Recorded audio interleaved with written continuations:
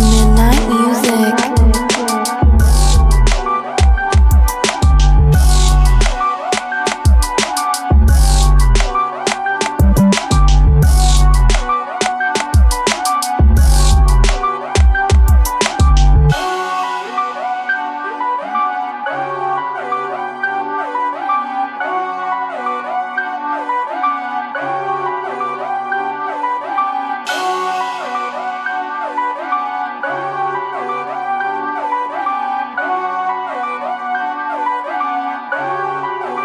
Midnight music.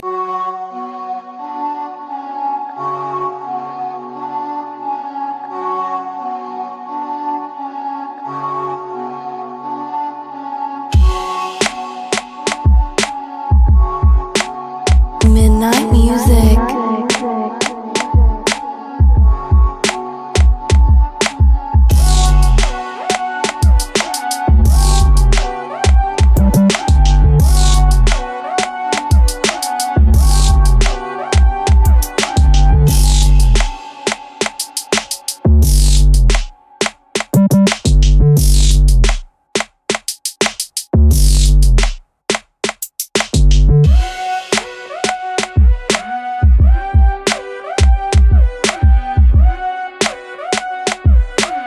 Midnight music.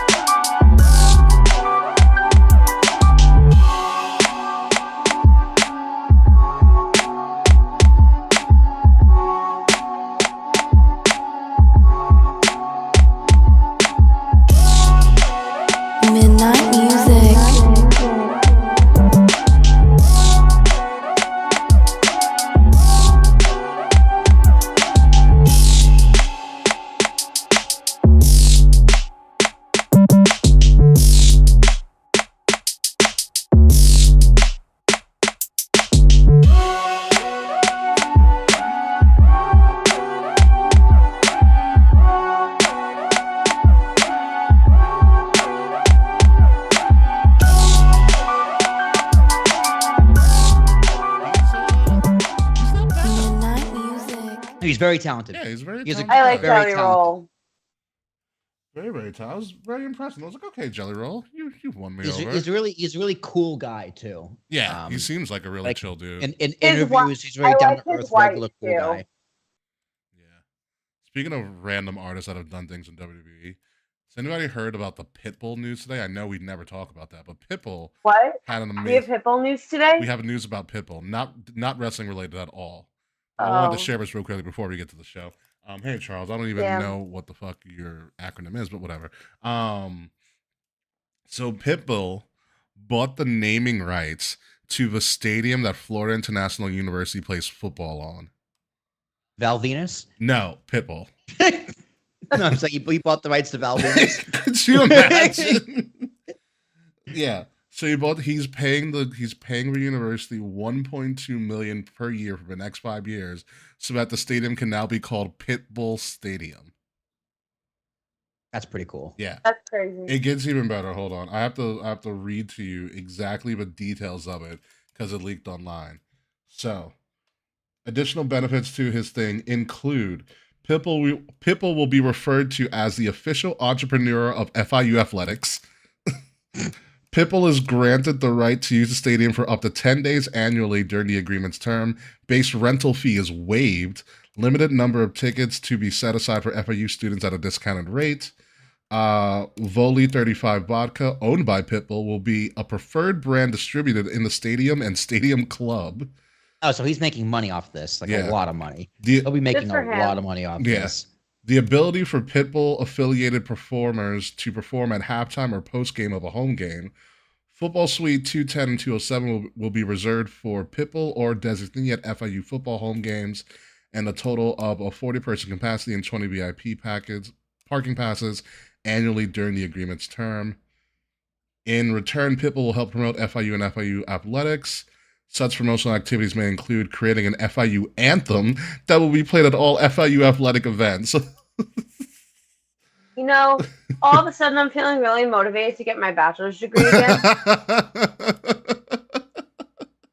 I want to go to Pitbull's college. It says also Pitbull has to create 12 social media posts per year during the agreement's term via Pitbull social media accounts. And he also agrees to appearing at one athletics fundraising event per year during the agreement's terms for a 3-hour time block. Oh. That's the Pitbull agreement. Pitbull's creating an anthem for a college. I think that's incredible. That's absolutely amazing. Freaking hysterical. I hope that school does like a spirit week and has a ball day every year. Like I've seen on TikTok, like a lot of like bachelorette parties, if someone's partner is bald, they'll do like a bald theme and people will dress up like Pitbull or like other bald celebrities. That's kind of weird to me.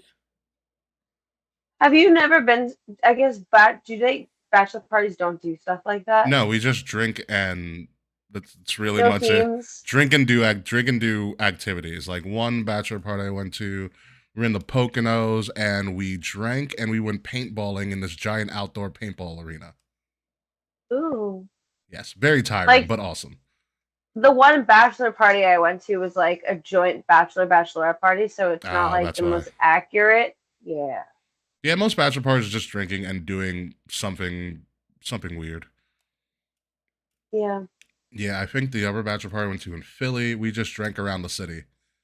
We were going to go to a Phillies game, but we got rained out, which kind of sucks. I always wanted to go to Citizen Bank Park, but we just drank more. Yay.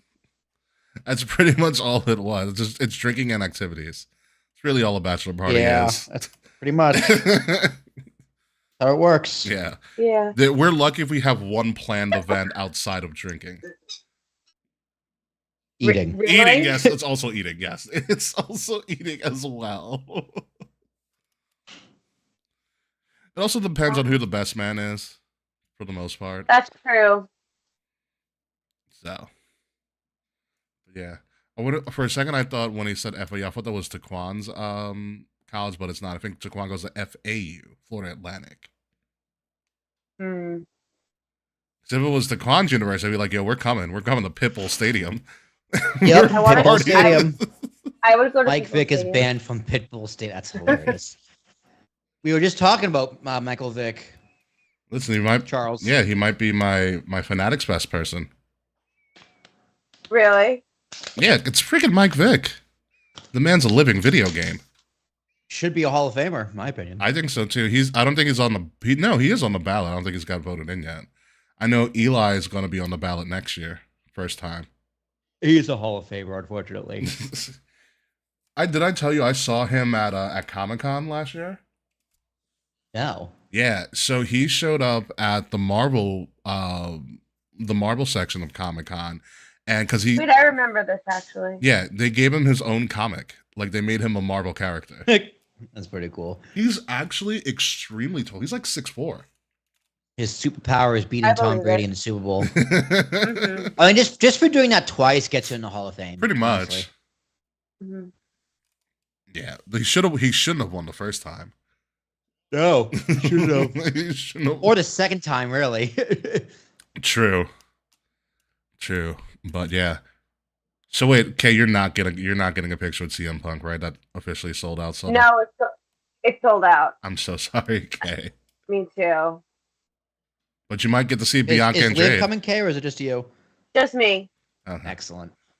You might get to see Bianca and Jade because I think they're doing a WWE panel on that Saturday. Oh yeah. Mm-hmm. It's Bianca, Jade, and Jay, I believe. I'm gonna be real. I have like ever since CM Punk sold out, I have like not looked at what's actually happening. I can imagine. They haven't listed much besides like shows or like whatever, like live shows. I think Sam Roberts is gonna be there too. Who's there on Saturday? It's gonna be like a lot of Travis Scott is there on Saturday. Oh yeah, that's right. Travis Scott got announced. Okay. Hulk. I don't know. Think I want to meet Hulk Hogan. I don't think anybody wants to meet Hulk Hogan. I was like, dude, what were you thinking going to the RNC? Like, why? What are you? Why? What cutting are you doing? the same promo he's been cutting for the last 40 years and just changing the words. Yeah, dude. Like, you're just gonna piss off half your Hulkamaniacs. I just want the DNC to one up them and just bring out The Rock. God. Just do a wrestling promo. According to The Rock, both parties have approached him in the past. I'm not surprised by that. No, I'm not either. But The Rock is definitely a Republican. 1,000,000%. I can't tell. Most wrestlers are probably Republicans. Most rich ones. I can't tell with The Rock. Which means it's good. He's very. He'll believe whatever the script tells him to believe. That makes sense. And then I said, Hey boy. Okay. Oh, they do have a schedule of events for Fanatic shows. Let's run this down right now before we start the show. Pete Alonso's autograph at 10 a.m. It's early because no one wants to go to that, probably. Yeah, no thanks. I like the Mets, but I like not enough to like pay to meet Pete Alonso. Yeah, if you change your mind about Frank Thomas, there's a Frank Thomas photo op at 10:30. Well, that I might have to do. Big Hurt, dude. Yeah. You gotta see the big. He's the Hall of Famer. You gotta see the Big Hurt. Adam Schefter. What time are we going? Everything opens at like 9:10ish. Okay. What time you guys want to beat? I'm done with whatever. It's very close for me, so. Yeah. That's gonna roll out of bed, put a shirt on, and go. Same. Ricky's really the farthest. Yeah, I gotta take the train in and whatnot. Michael Vick photo op at noon. Also, Kareem Abdul-Jabbar photo op is pretty dope. Saturday goes 10 to 7. 10 to 7? Oh, that's a long day. That is a very long day. It's like a Comic-Con schedule.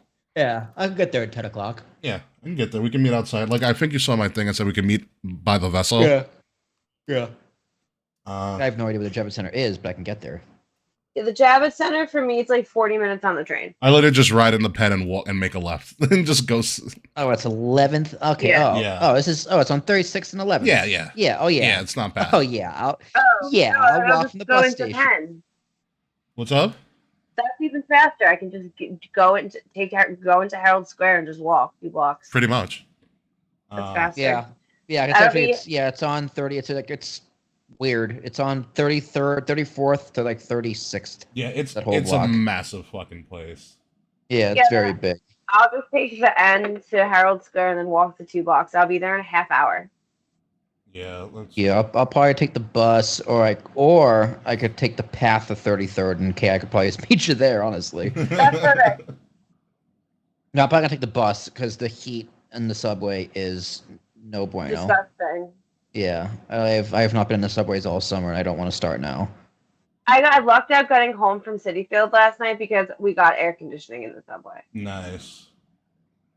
I don't see where a WWE panel is, but a lot of their photo ops are like midday. Fanatics Live. Ozzie Smith is also a photo op too. The Wizard? Yeah, the Wizard of Oz. It's a great shortstop. It's a great schedule when you look it up on the website. Like it's a pretty good schedule of people that will be around and whatnot. There's a lacrosse clinic because, of course, why not? Will, you ever heard of Baseball Night in New York? I'm assuming that's like the Mets thing, right? No. Oh, Baseball Night in New York is happening. Looks like it's going to be like a panel or something at noon that day. Paul Pierce. Ultimate Fantasy Draft. I'd like to meet Paul Pierce. That'd be pretty cool. I think he's pretty reasonable and cheap too. There's also Daryl, Ray Knight. Okay, so the WWE panel's at 3 that day, Okay. which is Jade, Bianca, and Jay. So if we get there like in the morning, we'll have a lot of time to like screw around, and we can go to the panel at like 3, and then if there's nothing else we want to do, we can just like dip around that time too. Yeah. Do we think that there will be some magical way CM Punk session like tickets will become available again? I would continue to check and even try day of. You'll be surprised. People will back out and things like that. So Like, I'm trying to manifest that. It's my birthday weekend. listen, Like, it's very possible that it can I occur. deserve this. It's very possible it can occur. Also, Sam Roberts is doing a live show, not Sam Wrestling at 5. Ooh. Really funny if Kay was waiting in line for CM Punk. You just go, wait, are you Tony Khan? Yes, I would have. He goes, yeah, I'm a big fan. Big fan of Punk. Oh man! All right, let's get this show on the road. You ready? Yeah. Yeah, 1 second. Rolling her. I'm gonna be honest, the only like autograph or photo I'm like debating, but I don't know how committed I am, is Vinny Testaverde. Yeah, he's a Long Island legend. Okay. I know. it's a good choice. Like, do I go and like wear my old Jets hat and go meet Vinny Testaverde for my dad? Or get a Vinny Testaverde autograph. I mean, you can, trust me. This screams a bunch of dudes wearing old jerseys that they never got rid of in one spot. Yeah. I'm telling you That's right fine, now. to be honest. I thought about wearing my Yankee jersey. All right. I thought about starting, it too. Starting in 5, 4, 3, 2.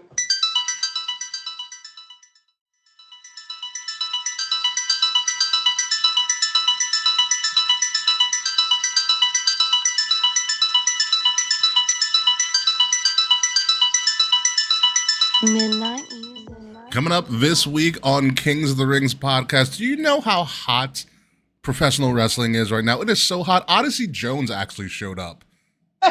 Seriously. Now, I'm not even joking. It is so hot. It was SummerSlam just put things through the roof. We are talking all about what happened on the biggest party of the summer that actually lived up to its nickname of WrestleMania of the summer. SummerSlam Tribal Beef happening right now on Kings of the Rings podcast, episode number 385, exclusively here on Wrestle Addict Radio, and it starts right now. Midnight music. Midnight music.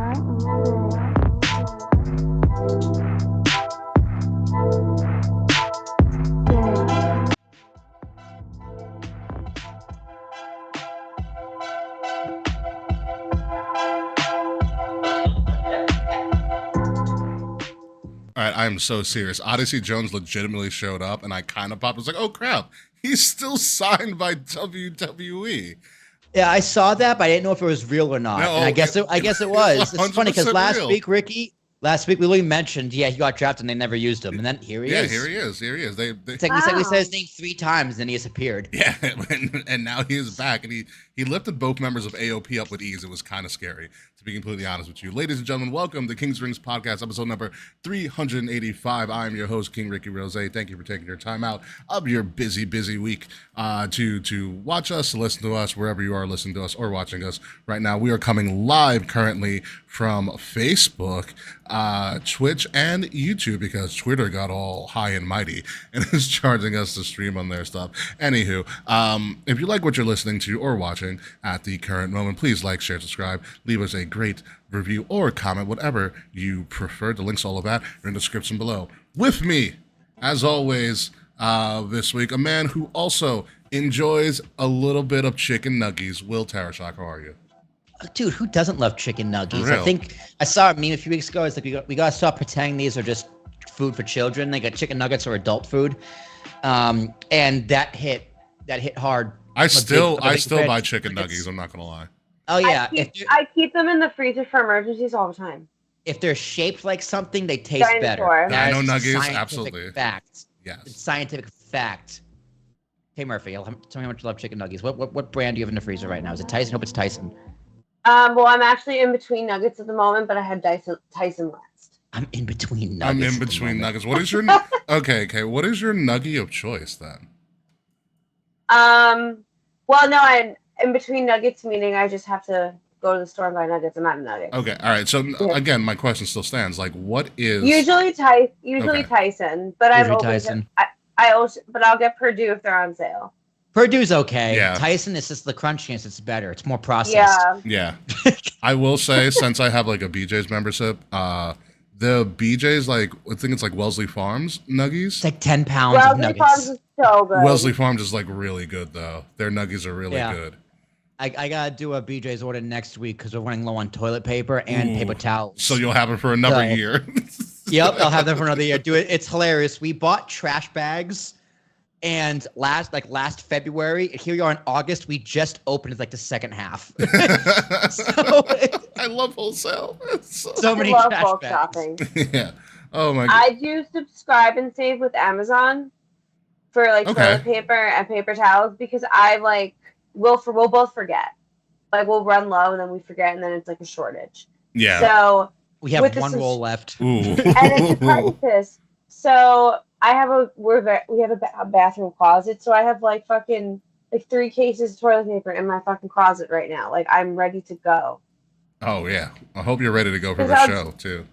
I'm ready. Yeah, we're gonna get into it right now. We're gonna talk all about SummerSlam because SummerSlam was literally that damn good. But first and foremost, we have to talk about NXT because it was revealed over the weekend that NXT will be officially moving to the CW October 1st. So on October 1st, the CW will have the first NXT show and for essentially, theoretically, the first time ever, NXT is going on the road. Shawn Michaels revealed earlier today that the first show of NXT on the CW is going to be at the Allstate Arena in Chicago. Oh, shit. So Okay. CM Punk's gonna be on NXT. Shawn Michaels also confirmed that CM Punk is going to be on the first show of NXT from the CW.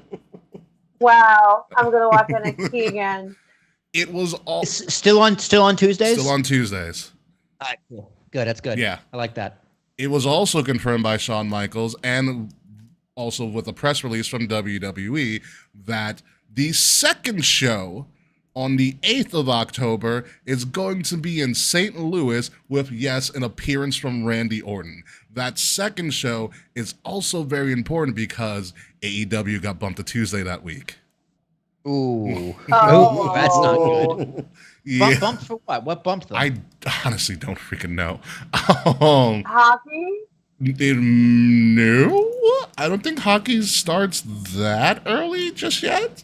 I honestly don't know, but the rumor is that AEW is going to be going on Tuesday that week.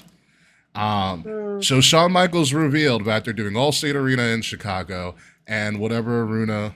Oh, it might be a debate. You're right, because it is an election year.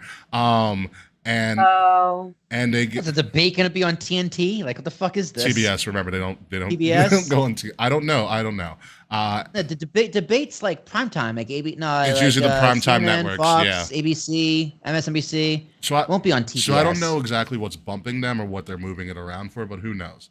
But we have two essentially Raw and SmackDown arenas historically now getting NXT. Those are the only 2 dates and locations they revealed.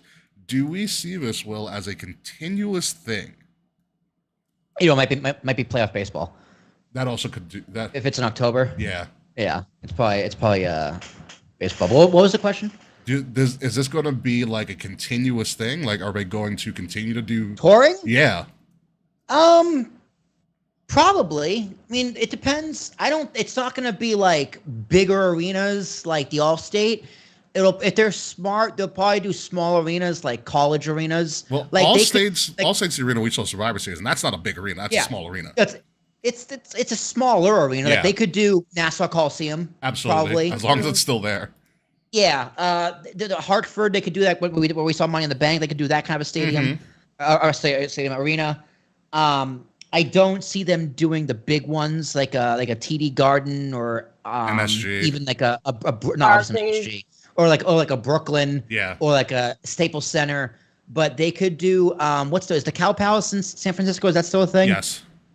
Yeah, they'll sell out Corpus Christi in 4 minutes, please. Yeah, right. But yeah, I think it's worth experimenting. Just give it 3 to 4 months, Mhm. give it some time, and if it doesn't work, you can always go back to Full Sail. Like, Yeah. because NXT TV never tore, but the takeovers did, and they had the pre-taping for NXT Yeah. during the takeovers. So it's a good step for them. It's a good step up. NXT is on the up and up again. It's been on the right path for a while.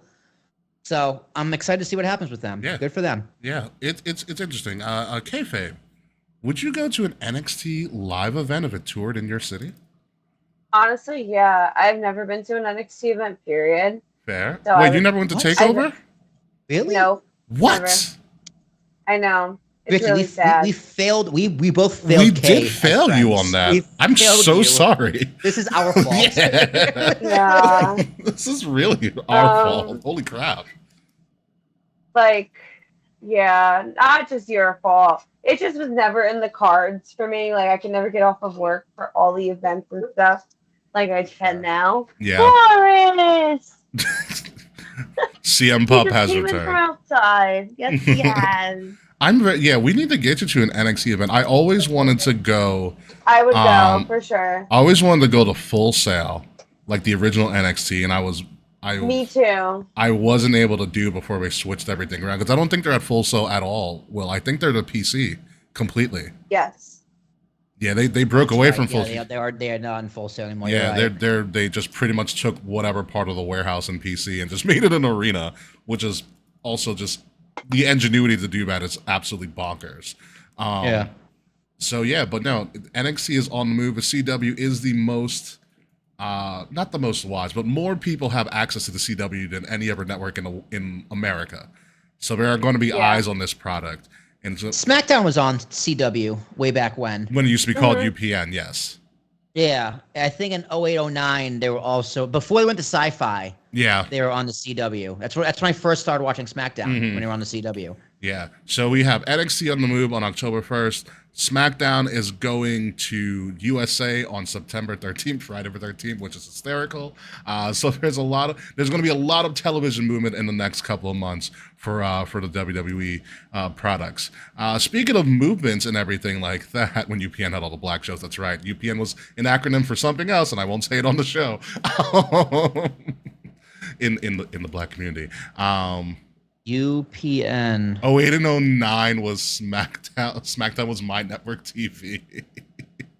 God, you're right. It was. My Network it also was on TV. My Network TV. You're Oh right. my Yeah. god, I forgot about my network. It was on a CW, My Network TV, and then Sci-Fi. Because I remember it on UPN specifically. I remember it on UPN. I remember that's where it debuted. But also on the move was going to be the announcer. So I don't know if any of you guys watched the pre-show to SummerSlam, but Joe Tessitore made his first appearance as part of a WWE announce team. He actually, you can probably look it up, Will, because I don't know if you've heard, you would hear his voice, but he talked about being from Albany, New York, and skipping school to hang out with like Chief J Strongbow or whatever and stuff like that. Like he is a lifelong diehard fan. Just from hearing his like 2-minute banter with him and Cole, I have a lot of faith in Joe Tessitore. And apparently he's going to be going to Raw starting September 2nd. It's a little. Oh, he's taking over for Pat McAfee because Pat McAfee is going to do college football. I don't know about that because Michael Cole announced that Joe Tessitore is going to be on Raw and Cole is moving to SmackDown. What? Yeah. Supposed to be Cole, Graves, and Wade? Potentially. I don't think I like that. Unless I guess they have zero faith in Corey as like a lead announcer, which I thought he was doing fine. No, he's just. I mean, he's better as color. I Don't get agree. me wrong. I agree. Yeah. But he's perfectly fine as play-by-play. Yeah. I thought he was doing well. So I don't know. So who's me play-by-play on Raw? Tessitore then? I think Tessitore and then maybe McAfee. I don't know how we're gonna shake this up. Because McAfee is going back to College. Yeah, he's still doing game day. So I don't know how the shakeup is gonna go, but that is the announcement from Cole. He's going to SmackDown, and Joe Tessitore's going to Raw. So it's going to be an interesting shakeup whenever that does occur. But yeah, a lot of faith in Joe Tessitore. But let's get to arguably one of the best SummerSlams of all time. SummerSlam from the most mid of the Midwest places in Cleveland. Who would have thought It is. a bumping ass SummerSlam would have been in Cleveland? Yeah, the most mid of the Midwest in Cleveland. An American record for SummerSlam with like over 54,000 people in attendance. I looked around. They essentially got 3/4 of the stadium, which is actually wildly impressive compared to when they did Nashville a couple years ago and they only filled up like half. Yeah, it's sold fine. Yeah. It's sold fine because I don't think SummerSlam doesn't draw the international crowd like Mania does. It does not, no. So think of WrestleMania without like 80% of the or 90% of the international crowd, and that's what you get for SummerSlam in a stadium. And it checks out. I mean they shoot it so it looks full, right? Like Yeah. they had a good amount of the upper deck blocked off and all of the upper deck blocked off. Not all, but they had one side of the upper deck I think blocked off. Yeah, So whatever. Yeah, it was good. But it looked full. I mean, 50,000 people in the building, including like all their staff and wrestlers and everything. That's a good number. Yeah. Believable.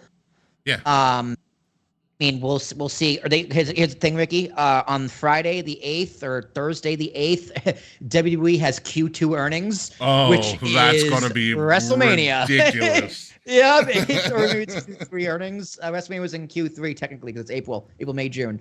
Yeah.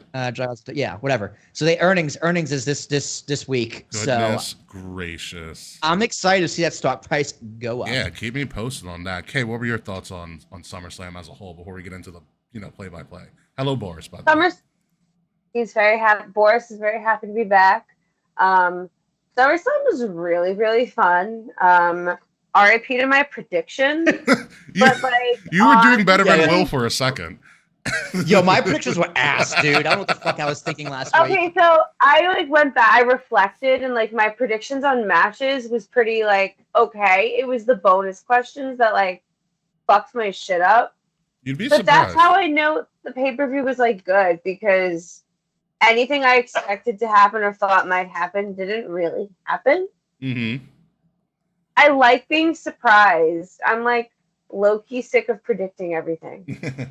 I will tell you right now, Kay, as I'm looking at everything at the moment, yeah, you got the middle of the card. Everybody got 2 of the bonuses correct.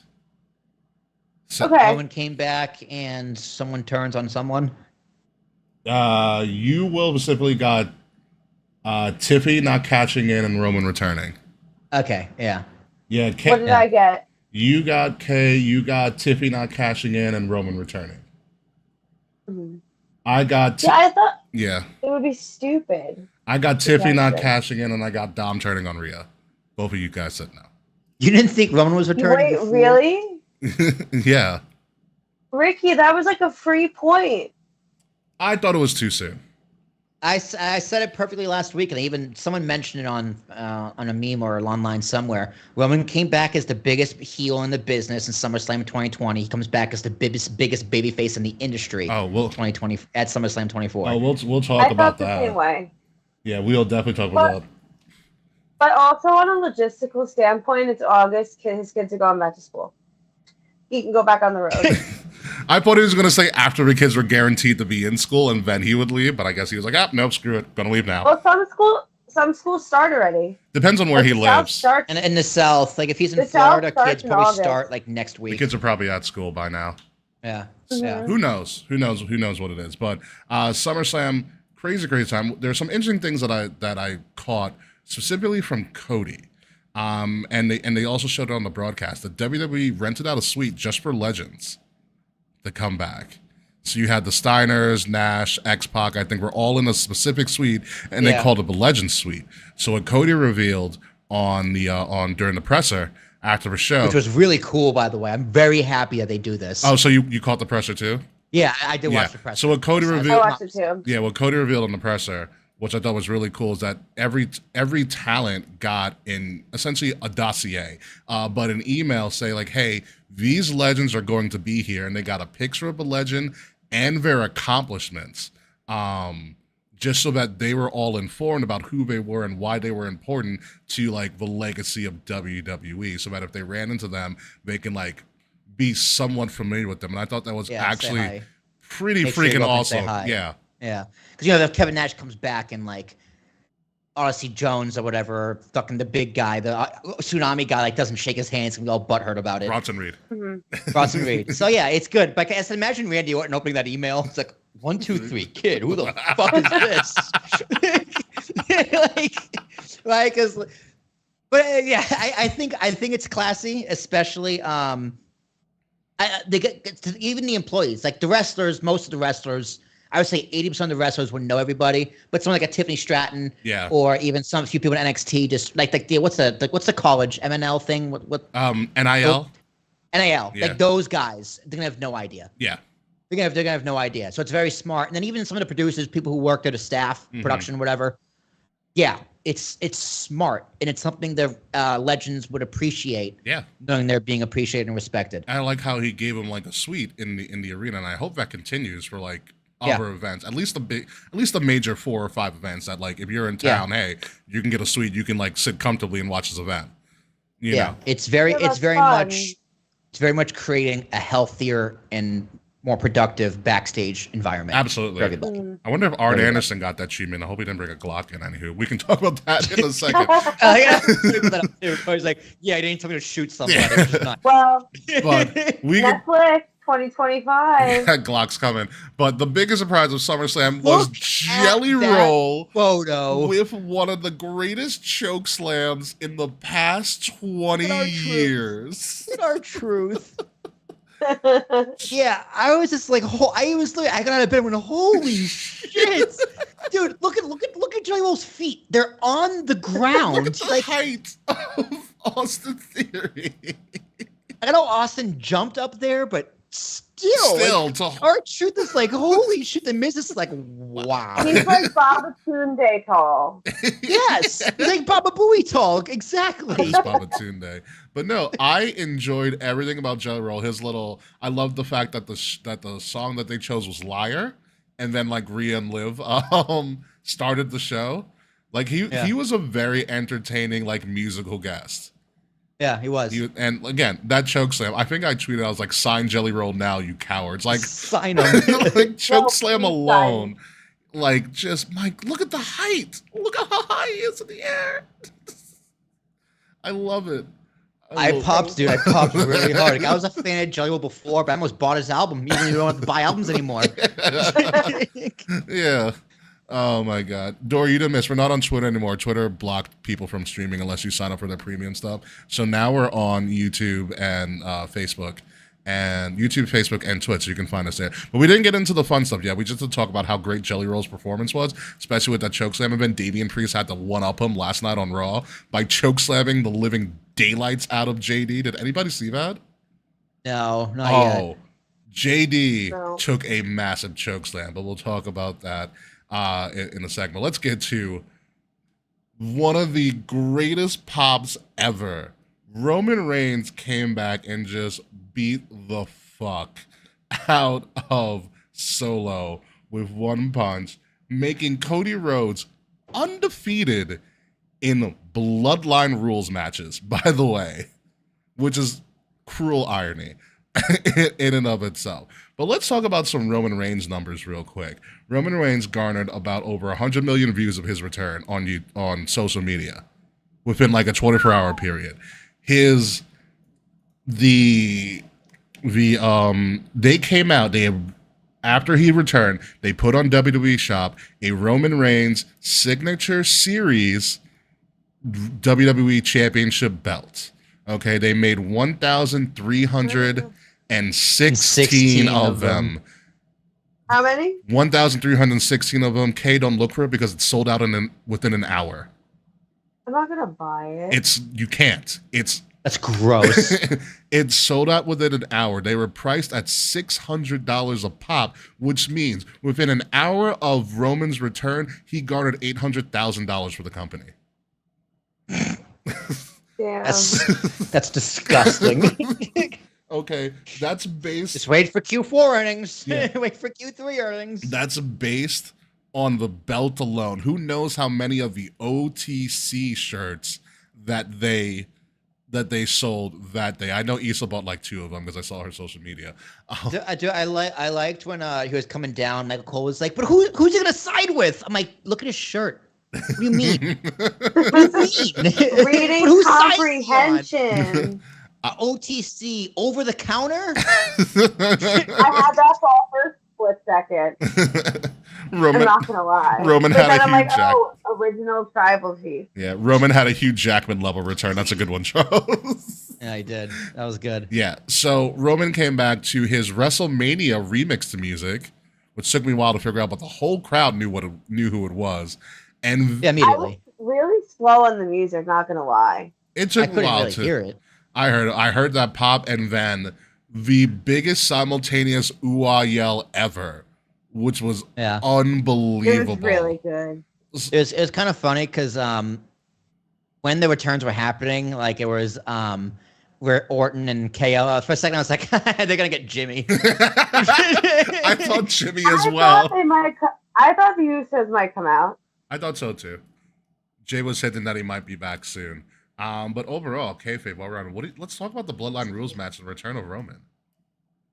I mean, it's what I expected and what I wanted to happen.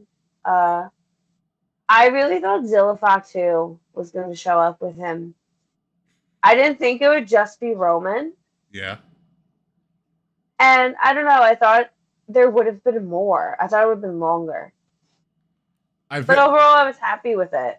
Yeah, I think he made his point quite well, and he beat the crap out of Solo. He then stared down Cody. Like, it was great kind of acting by Cody and Roman and them. Like, Roman had the stare down. Cody even looked him all the way like to when Roman walked back to make sure he wasn't coming for him. Mm-hmm. Like, and stuff. So it appears that we are getting Roman and Cody 3 somewhere down the road. Roman just has to put his family in order. And that's all that the message was. Roman was like, I'm here to teach them a lesson. And when I'm done teaching them a lesson, I'm coming after Cody. Yeah. It was perfect. Yeah, it was very. The match itself was the weakest on the card, if I'm being honest. It was fun. Bloodline Rules was great at Mania, but to kind of do that same story and thing again seemed a little like it didn't hit as hard the second time. Yeah.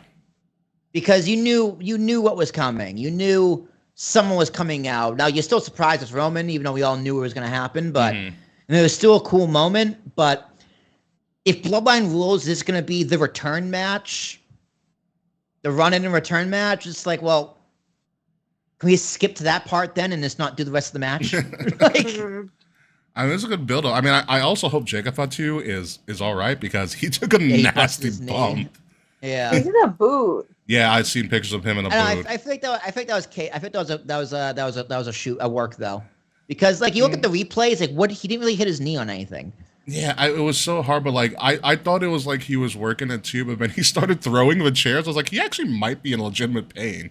He might be, Yeah. but then again, right? Because you got to think: was Roman supposed to come and take him out first, or he was supposed to go? Because if the story is he's going straight for Solo, Yeah, he would have had to take out both. So you fake the injury, Yeah. so he can't. Like he took himself out, right? The potentially. story was he took himself out, so Roman could come in and take down Solo. Yeah, and there was talk from people there, but they moved Jacob Fatu out of the way, which also leads me to like maybe he was supposed to go after Roman and Roman didn't. They moved him out because he like hurt himself. So we don't know Maybe. yet. We'll see what Maybe happens. I hope he's okay. But my first reaction was it's a work. Yeah, who knows? So Roman's back. He's appearing on SmackDown. And oh yeah, by the way, I don't know if you guys are aware of this. Roman has an endorsement deal with the Jordan brand, like Yeah. Air What? Jordan brand. Yes. Yeah, the Air Romans are coming soon. Yeah. Roman's They're gonna coming. be great shoes. Roman's signature shoe is coming out later this year. Like, I'm not a sneakerhead, but I'm gonna buy the first ever like signature wrestling shoe. I might. Depends how they look. Depends how they look. That's true. That's true. But Because like the Roman Superman punch is a good like Air Jordan logo. It's a good play on the Air Jordan. yeah, logo. I thought that's what he was doing for a long time. I'm like, oh, you think you're Air Jordan? Yeah.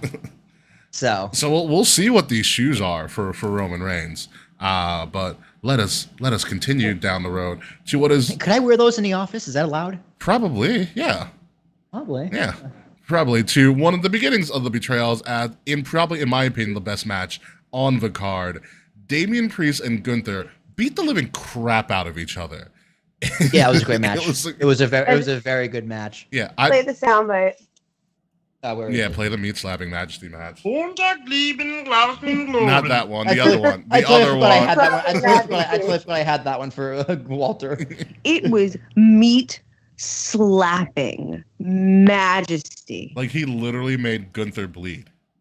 Yeah, well, Gunther had like the marks on his chest before the match even started. Like, was that from something on TV or is that just Damian did attack Gunther on Monday, so maybe. okay? So yeah, Oh, yeah. it was also kind of funny because when he was bleeding, like the crowd was chanting, "We can't see for a light," but the announcers played it off like, Yeah. I mean they can't. I mean we've said that before at shows, and they can't like they can't like address it. yeah, they can't acknowledge the fact that production has a light shining in the audience's face. Yeah. But what a story of this match! Like I forgot how similar in size Damian and Gunther are. And then they got in the Damian's ring, and I was like, huge. "Yo, these dudes are They're huge." very tall. Yeah, they're huge. Yeah. They're so big. Yeah.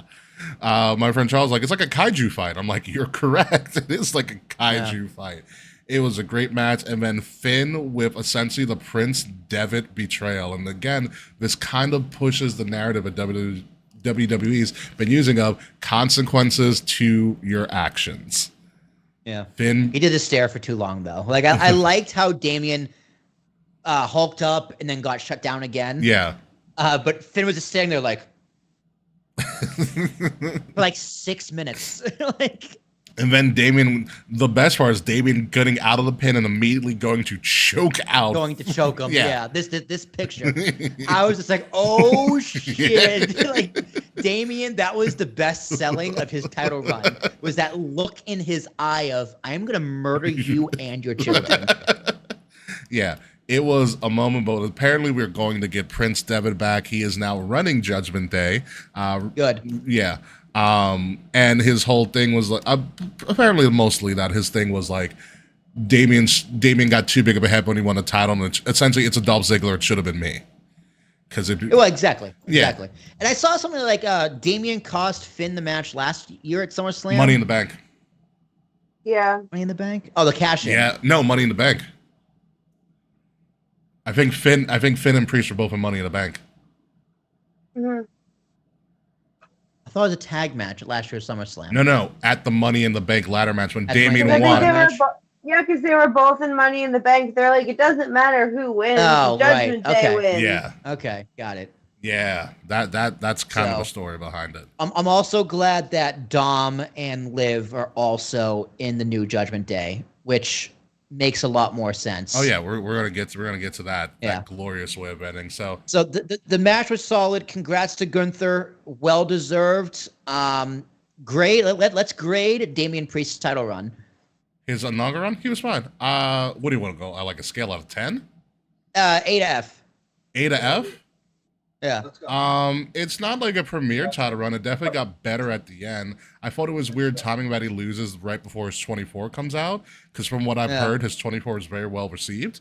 Well, they want to make him a massive baby face. You got to put sympathy on him. Which is fine, and I think it worked. But his best rival during his run was Gunther. But I'm giving it a solid B plus. B plus. Yeah. I'm giving it a B. I'm giving give it a B minus. There was nothing wrong, but there was nothing great. But I'd say a solid B plus. Like I said, it got better over time. His next one is gonna be incredible. Yeah, your first run is never always. You remember Jericho's first run as champion? No one's especially with the money, in the bank briefcase. Yeah, too. no one's inaugural run as champion is going to be like great. Like Even Austin's wasn't that good. He lost it in like 3 months. no one's inaugural run is great unless you're Gunther. He won it in March and he lost it in June. Then he won it back the next night. Yeah. So no one's inaugural run is great unless you're Gunther. Let's listen to these stats. Gunther has been in WWE, or Walter Gunther, been in WWE since January 12, 2019. which is about 2,030 some odd days total. He's been champion for almost 80% of those, at least. He is the longest reigning NXT UK champion at 870 days. He is the longest reigning Intercontinental champion. He's only won it once for 666 days. That's 1,400 days. Yeah. He is the current world champion. He's spent over 1,530 some odd days as a world champion in WWE. That is a 76% of his WWE career. He's been a champion of something. And he's only been pinned like 4 times. Something weird like that. Wow. It's stupid. It is so ridiculous. Yeah. So everybody's inaugural run is bad unless you're Gunther. So Gunther might hold this till 2027 at this point. Probably. Yeah, even though he's going up against Randy, and they have great logic for this. Randy was like, "My shoulder wasn't down. You didn't actually pin me at King of the Ring. I'm going to face you." And by the way, you call yourself a living legend. I like to beat up legends. I was like, "This works." Yeah, it works. Yeah. I'm about it. And because he's not going to lose, especially in Berlin. This is going to be the greatest thing an Austrian's ever done for the nation of Germany. That's a fact. Which is hysterical because like Randy called him German, and someone texted me goes, "So Gunther's German now?" I was like, "I guess." He's Austrian. Yeah. I was like, because like Randy called him German. I wanted Gunther to be like, "Actually, I'm Austrian," but he didn't correct him. So I was like, "All right, I guess he's going with he's German." And say, well, at this point, what's the difference? Yeah. Unless he cuts like a pro Austrian promo next week. I wouldn't be surprised like, that. Well, he could kind of like, not to kind of play up the like smug foreigner kind of trope, but if he could cut a whole promo about how like Randy's stupid for not realizing that he's not in Germany, he's from Austria. You don't know geography, Randy. It could work. The only thing I was thinking about when I was watching this, I was like, wow, Drew McIntyre did all that work to probably get a world title shot and is not getting a world title shot out of it. Oh, poor Drew. Speaking of Drew, talk about SummerSlam 97 come back to life. Okay. You have Punk in the pink and black. You have pretty much Seth Rollins' version of an HBK special guest, and you have Drew kind of dressing like The Undertaker with hints of green. He kind of looked like a Scottish Aquaman. When he came out. But I swear, if you put both of those matches side by side, it's almost the same match. With a couple. Yeah, except Undertaker didn't win that match. That is also very true. So, but ironically, this is again the other trope of Brett screwed Brett, but Punk screwed Punk. Punk screwed Punk. I'm shocked. I kind of am Punk too. Lost this match. I was gagged. Yeah, I was kind of shocked by this. I thought it was going to lead to something really, really big, but since we have, I bet Drew refused to put him over. Honestly, I believe probably after the interview. And Punk was just like, all right, I'll do business. It's fine. Glad he didn't get hurt. I'm glad too. He looked great. Thank God. He looked really, really good. But let's go to our resident person who has what does Punk call it? DPS?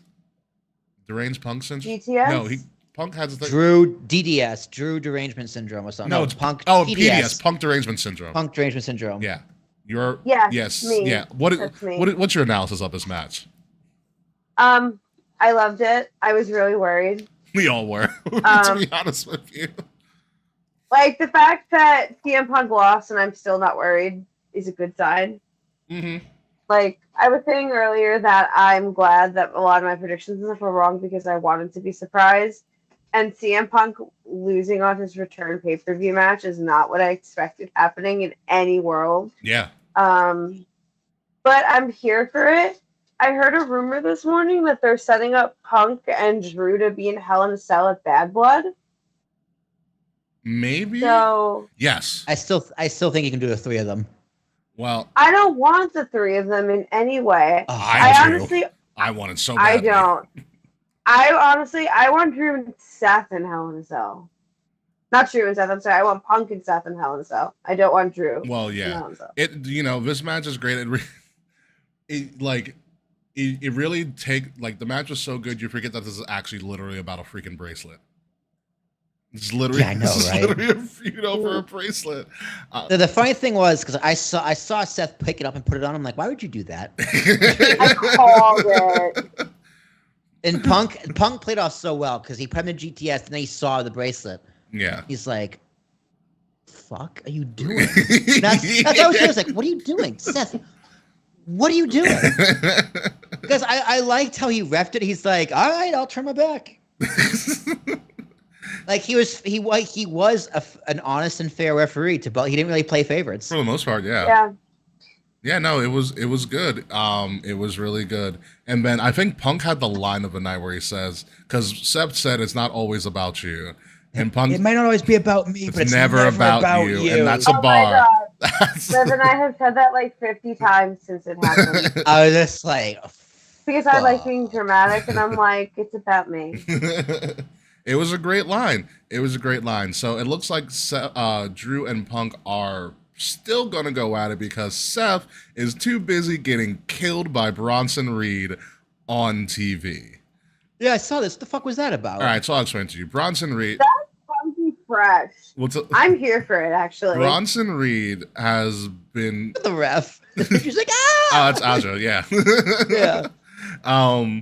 So Bronson Reed had gone off the Pierce. He's been kind of, getting in, trying to get a match from Pierce or getting some sort of opportunity, and Pierce keeps bypassing him. So now he got frustrated and he pulled essentially what Braun Breaker did for the last couple of months. So he's doing Braun Breaker. Essentially, except this was after Drew showed up in the crowd and Punk chased after Drew through the crowd, and so Seth was there kind of. Seth also looked like Hangman Adam Page, which I thought was hysterical. He had a whole Hangman Adam Page get up. It was really freaking funny. And so Bronson Reed came out of nowhere, attacked Seth, and gave him a top rope tsunami 6 times in a row. Ow. And all of those. Just it's like a video game. And all of the agents just stood there and watched this happen. Including Jason Jordan. He used to be a former wrestler. He literally, it was like 6 or 7 times. He would they would tell him, stop, stop, stop. By after the 6th time, they finally learned, hey, maybe we should roll Seth out of the ring. It looked rough. Seth, I don't know if it was fake blood, but he was spitting up blood. He got sent to a hospital. Yeah, that's fake. That's gnarly, fake actually. What's That's up? definitely fake. It's very phlegmy looking. Yeah, it was very phlegmy looking. So Seth got all messed up. So it looks like Seth's going to help out Bronson. And it's possible we could get Drew and Punk again on Hell in a Cell, which would kind of make sense. Also, Hell in a Cell is the last pay-per-view in America for the rest of the year. So remember, we have Wow. Bash. That's when October, November's in Calgary, or So as Triple H laid it out, Bash in Berlin, Bad Blood, Crown Jewel, and Crown Jewel, and then Survivor Series War Game is going to be in Vancouver. and it's no December. There's no December. There is no December, which I thoroughly enjoy. And go straight to Rumble. Go straight to Rumble, yeah. Dude, time goes too fast. Yeah. This year is going really quickly. It's August, guys. It is August. Wow. Welcome. My birthday's in 2 weeks. Yes, and we're going to have a grand old time. So, yes, Bronson Reed and Seth are looking like they're going to something, I don't know what, but Seth got messed up. It was actually great to see, to be honest with you. It was great, just ridiculous TV. Moving on to how the show began. Dom Mysterio needs to be studied extensively for the shit he's been getting away with. Mysterio needs a therapist. He still needs to be studied. Dr. Shelby, let's go. For the shit he's gotten himself into. So again, in real life, he has a wife. He also now in kayfabe had a girlfriend and a mistress. I feel like not for long. Yeah. And then the mistress has now become the girlfriend. Okay. This was a fun match to open up. Dom played his role beautifully. He did a lot of sneaky stuff. He's like, no, Rhea, not like this. There are people who are deciphering this match, breaking down like it's a Kendrick Lamar verse at this point. Really? I watched someone do a video about how when he went to go help Rhea when she was when she got knocked out of the ring, how he just positioned her right in front of the steps so that Liv can run into her. Wow. And knock her into the steps. One, like the things with the chair, how Dom literally pointed at the chair to Liv and not Rhea when he's talking about like getting the ref's attention, was essentially the same thing. I saw that. Yeah, it was the same thing he too. pulled in Saudi when Liv won the title. So it really makes you think that Dom and Liv have been in on this for a very, very long time. The storytelling. She brought him chicken nuggets. Listen, if you bring me chicken nuggets and a PS5, it's going to be hard for me to say no to you. It really is. Yes. Correct. I don't care who you are. And then just the moment where he picked Liv up and locked lips. And if you look on one angle from something, Liv legitimately slipped in a tongue. Nice. I was like, goodness gracious. Sell the gimmick, man. Yeah, it's a total sell. I love everything about this. It was a great moment. Even Samantha Irvin on this right by the ring announcer like table, she was like, "Oh my god!" It was a kiss. Yeah, it was a kiss. I was like, "Oh, this is intense." And I do agree, Charles. Ray does need to take a DNA test. This is pure Eddie Guerrero. Yeah, that's sugar daddy shit. So Eddie. Yeah, it is Eddie. It's just amazing what Dom can get away with. It really, really is. This made Rhea a massive babyface. Yeah, her and Priest are going to be over like we're over as babyfaces, which is exactly what Triple H wanted. Yeah. That's exactly what he's going to get. I thought the match itself was also pretty solid top to bottom, but Rhea did the shoulder spot one or two too many times. Oh, when she like rammed her shoulder and like to bring it back in? when she first popped it back in. After that, just don't do it anymore. Because she did it twice. Yeah. It's just like, it's not real. I mean, no, it is, because sometimes you can pop your shoulder in and pop back out if it's really that loose. You know, I thought when she rammed into the announce table, I was like, I don't know if that's the right direction to pop your shoulder back in, but okay, we'll go with it. I don't know if that's going to work. Yeah. Michael Cole was like, I've never seen anything like this. And I think someone was just like, Finn Balor did it. Finn never popped his shoulder back in, I believe. No, he didn't do it. He did. He dislocated his shoulder at SummerSlam against Seth. He did pop. They have it on camera. They popped it back in. Oh, okay. I remember being there. I don't remember seeing him get it popped back in. No, he did it himself. Like he didn't do it like on hard cam or whatever. But there was a shot of him putting it back in. Yeah, unfortunately it's a necessity when you dislocate you have to pop it back in immediately. Yeah, so we could finish the match. There's like a shot of him popping it back in. Michael Cole's like, I've never seen anything like this, but yes, you have. I mean, not on hard cam, Michael, but you've seen it. Yeah, not on commentary. Yeah, we haven't talked about it on commentary. Kay, what is your assessment of Dom Mysterio and his lifestyle that he lives right now? Well, I'm like dicking around on Instagram, and apparently she took him for chicken tenders after. Oh, you didn't see the photo he posted? I'm looking at it right now with the caption, "She gets me, thank you," and it's him with 3 plates of 10. He's just like, ah. Yes. I gotta look this up. It's in our Discord. I think it's in our tip of the crown.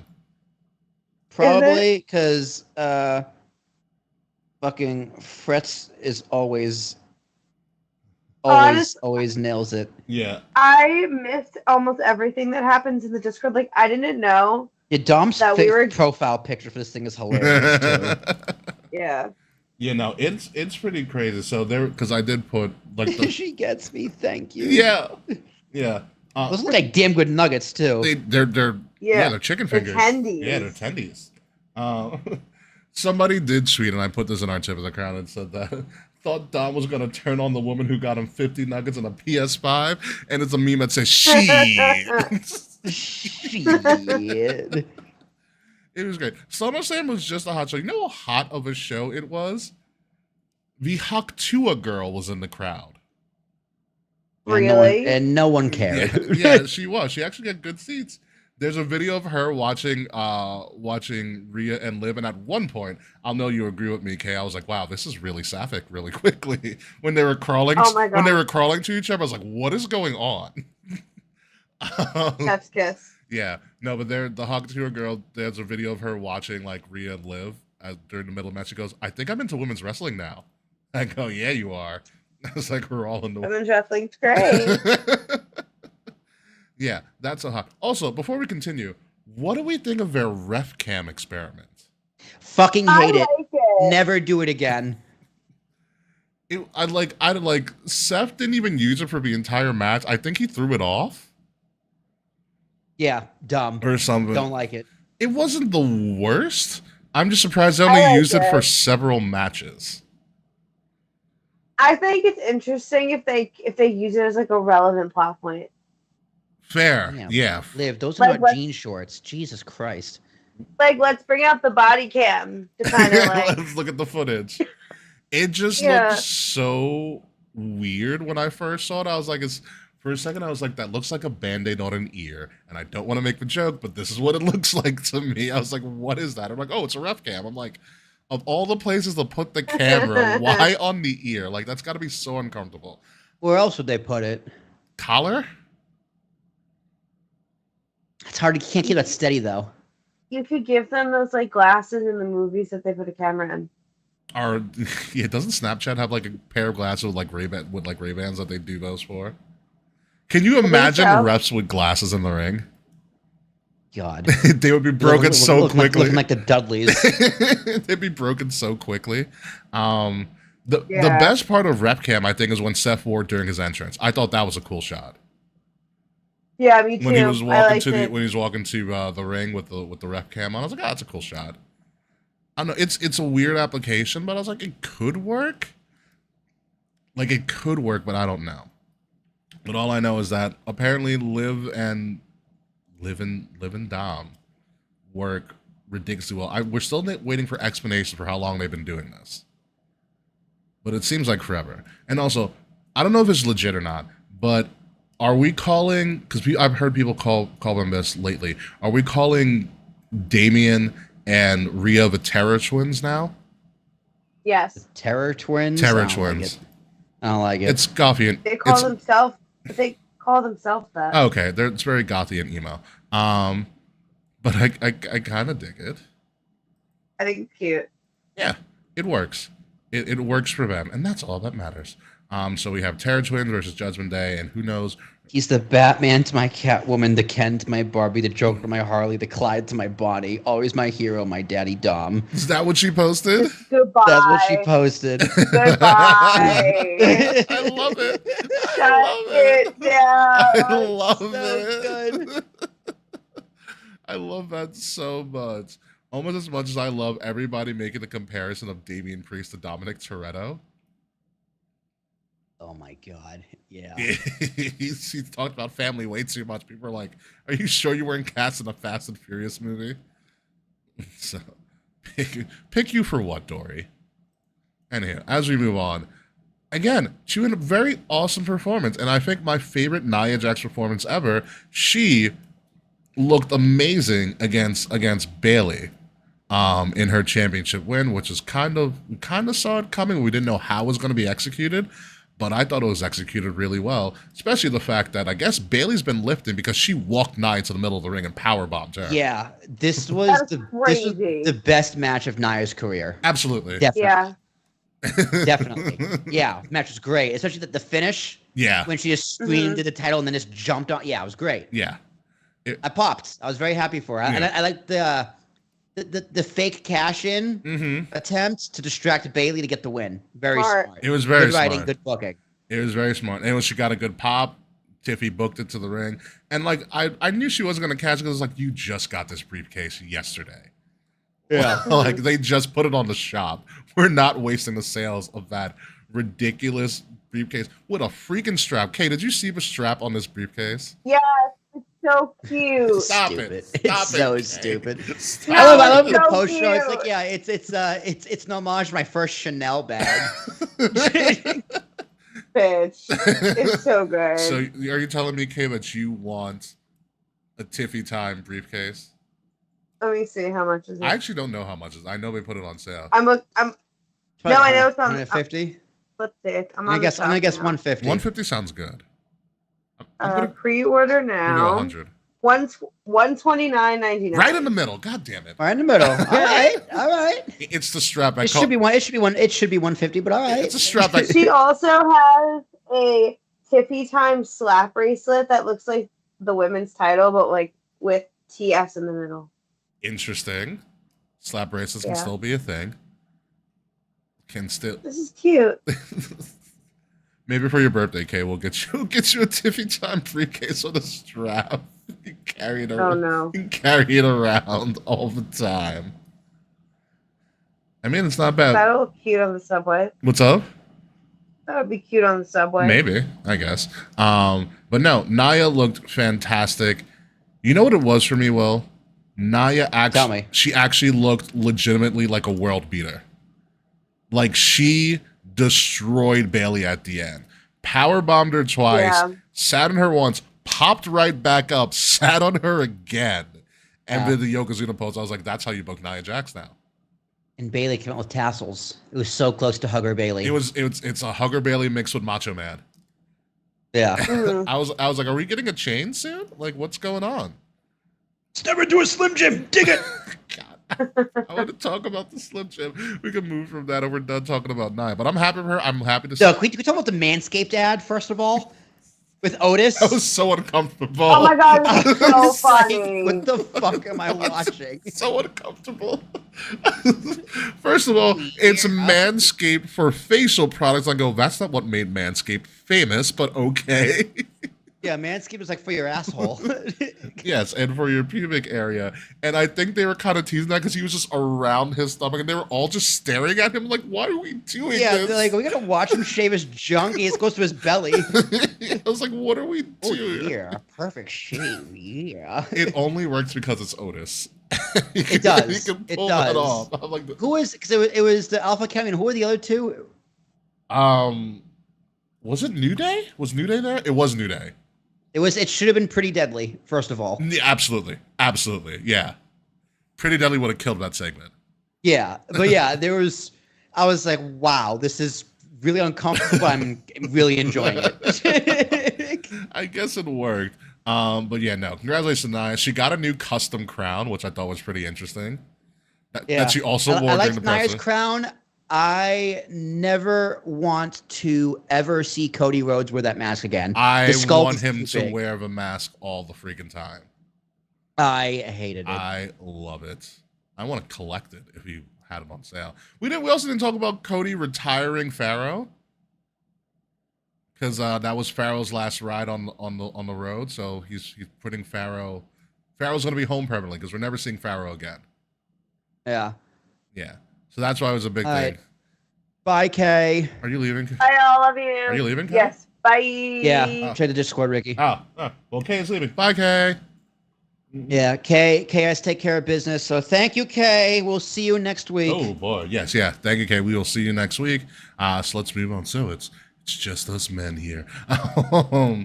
But yeah, no, Nia was good. Now we can really talk about Dom and Is Dom's living a life that every dude wishes they could live.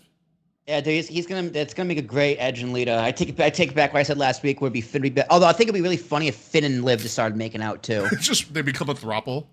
Yeah, they come a couple.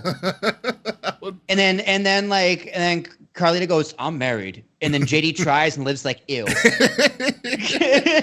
Sometimes I wonder why JD's in Judgment Day because like nothing good happens to him ever. He's there to take bumps, dude. He's there to take bumps. Seriously. He is there to take bumps, but no, I'm very happy for Nia. I think she's going to eat this up. She's on a fantastic run. She looks in great shape. Yeah, she does. And like her in-ring work was so good with Bailey, like so good. And they coordinated a good match. Now I'm interested to see how her development of Tiffy, how she's going to help develop Tiffy when Tiffy eventually turns on her or something like that. But all hell Queen Nia, and I hope she gets so ridiculous with that crown that she wears it all the time, like she wore it during the presser. Just worn at random points. Like she goes on commentary on SmackDown and just has it on her head. Just blocking people from everything. But speaking of snapping into a Slim Jim, when is that Slim Jim sponsorship with LA Knight going to end? Because he got it last year at SummerSlam, and Slim Jim sponsored his match this time at SummerSlam. Yeah, I mean, him and Bianca have had that commercial out for a while. It's been a year. Yeah, it has been a year. It's been a year. So, this was also a really good match. It was. I think this was the best match of LA Knight's career as well. Yeah. From what I've seen, I didn't watch any stuff as JD Drake or whatever he was in TNA. Yeah, Eli Drake. Eli Drake, excuse me. Yeah, Eli Drake. It was like JD Drake. I was like, I don't know, we have a JD Drake. No, he was good. It was a fun match. Logan Paul bringing out MGK, I was like, why? But I was like, okay, they're both in Cleveland, I guess. And they're both douchebags. Yeah, I was like, and like MGK had been making like kind of a turnaround, and I was like, now he showed up with Logan Paul. I was like, oh my god. And I hate to say it every time. I feel like I say this often in the past couple of years. Logan Paul's just like becoming really good at wrestling. He's a great wrestler. The top rope springboard moonsault. I was like, how? Yeah. Great selling. He gets real sweaty. He does get really sweaty. I'm a little sick of the brass knucks. Yeah, it's his gimmick. He uses it better than the Dynamite Diamond Ring. True, I guess. Yeah, it is his gimmick. Good for LA Knight. I don't believe that WWE called an audible because of Logan Paul's recent contrast with the Olympics. No, I think this was the plan all along. This was always the plan. I think it's the right call. LA Knight needed something. The announcer said on his way down, this is make or break for LA Knight, and they finally made him. Yeah. So no, yeah. It's a great photo right there too. It was one of those things where like, if he doesn't win this, what do you do with him? Exactly. You know, he had to win. I like how he missed on his first attempt to break the window on the Prime car. Yeah. He was like, oh, gotta do it hard. Just broke it again. he hit the frame, not the glass. Yeah. Are you as surprised as me that the Prime car isn't a Cybertruck? It should be a Cybertruck. It should be a Cybertruck. I was like, why is this Dude, not a those Cybertruck? Cybertrucks are fucking ugly. I've seen seen 4 of them in the wild. I've seen one out in the wild. I'm like, why would you buy this? Like, this looks. There's a cool. There's a township in New Jersey with had like the police cruisers or Cybertrucks. Why? It's so weird. I don't know. It's so I don't weird. know, dude. I don't. I mean, once everyone has one, you'd be like, okay, it's fine. But it looks like a Lego. It looks like it's something out of Minecraft. Minecraft. Yeah. That's what I was going for. Like Yeah. something out of Minecraft. Like Elon is just such a fucking troll, and sometimes I really enjoy it, and sometimes I'm like, you're such a fucking idiot.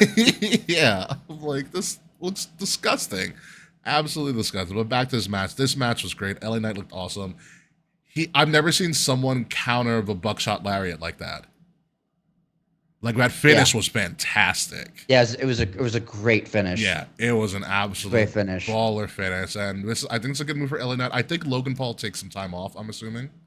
Yeah, probably till like Rumble Mania season, something like that. Yeah, he had a good. Also, run. they did a good job of explaining how LA Knight was able to recover so quickly from the brass knucks, because it was up top a short jab, not like a full. Not a lot of full hit. Yeah. Not a full hit. Yeah.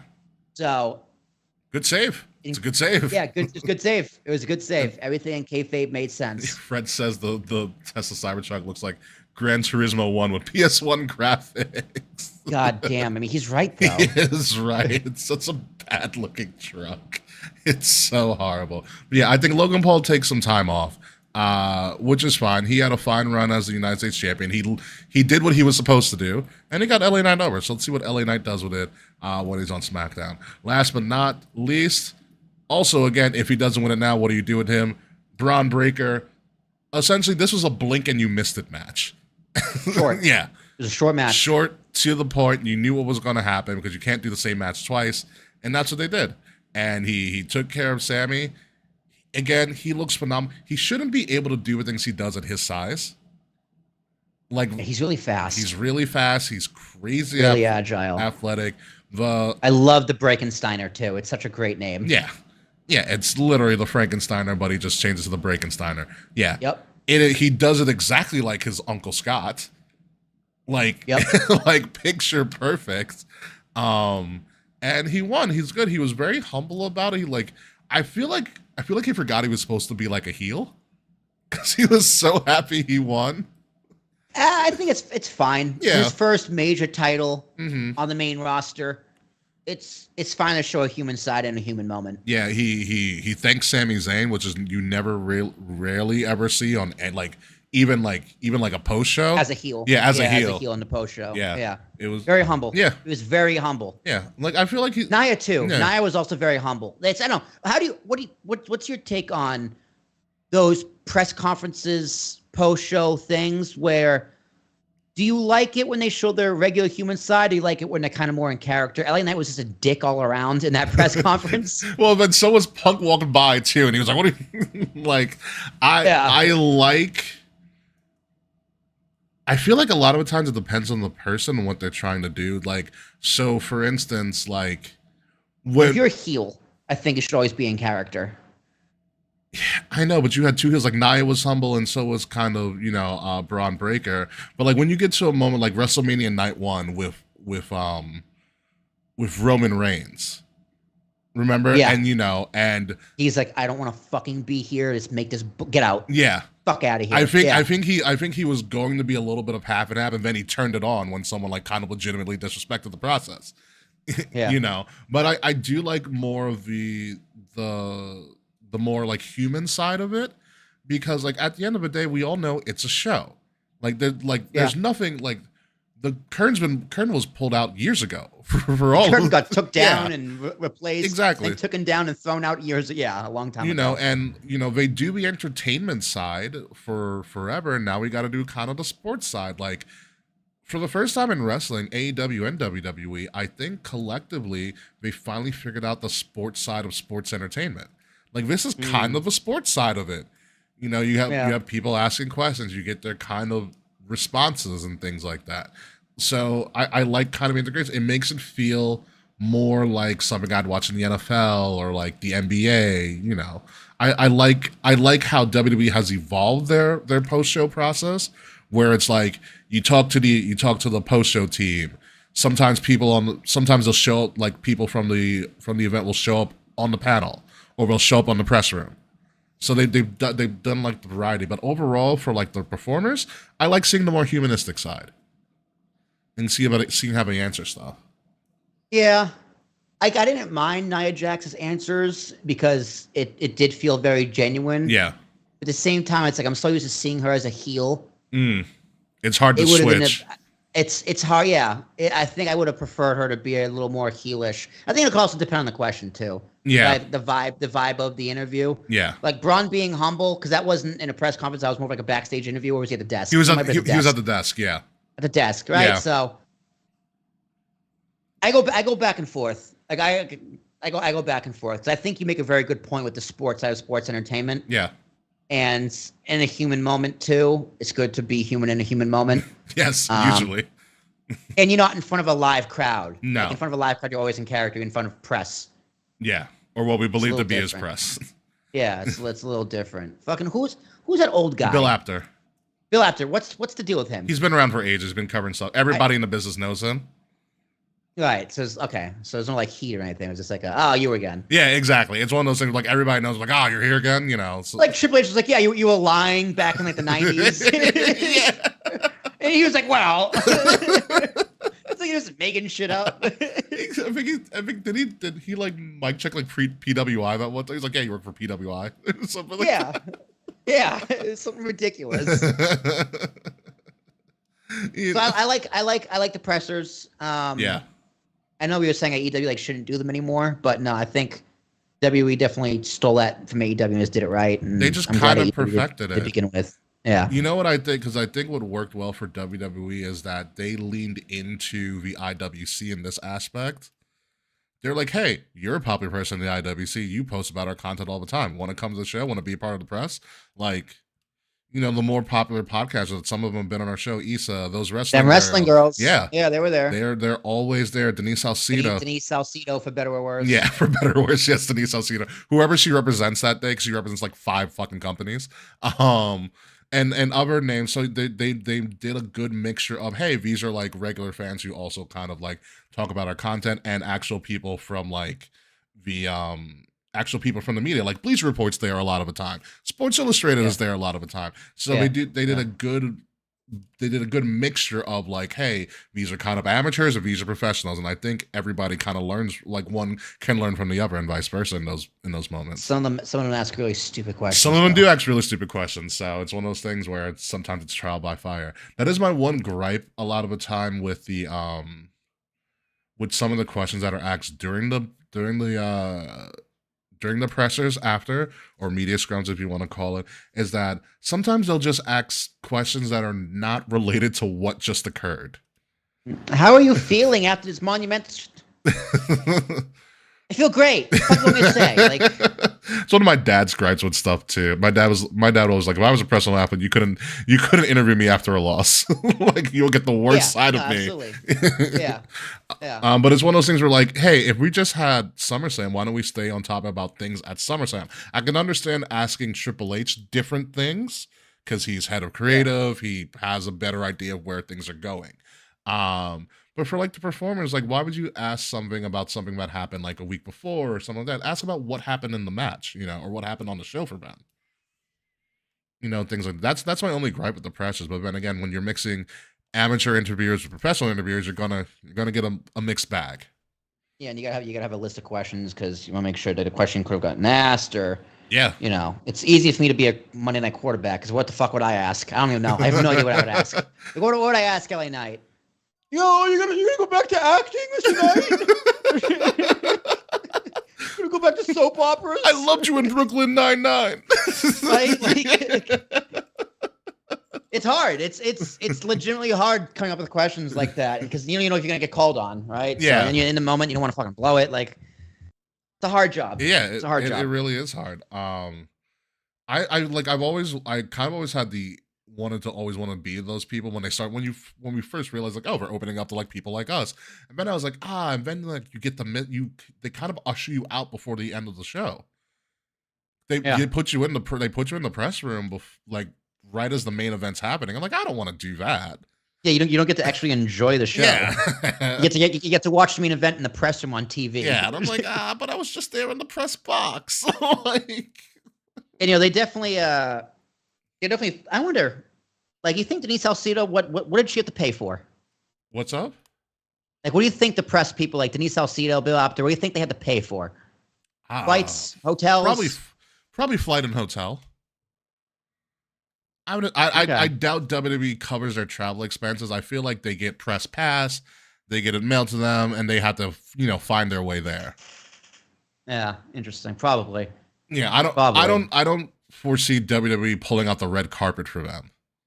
No, or if anything, like if it's PWI, they would pay. Yeah, the company PWI would pay.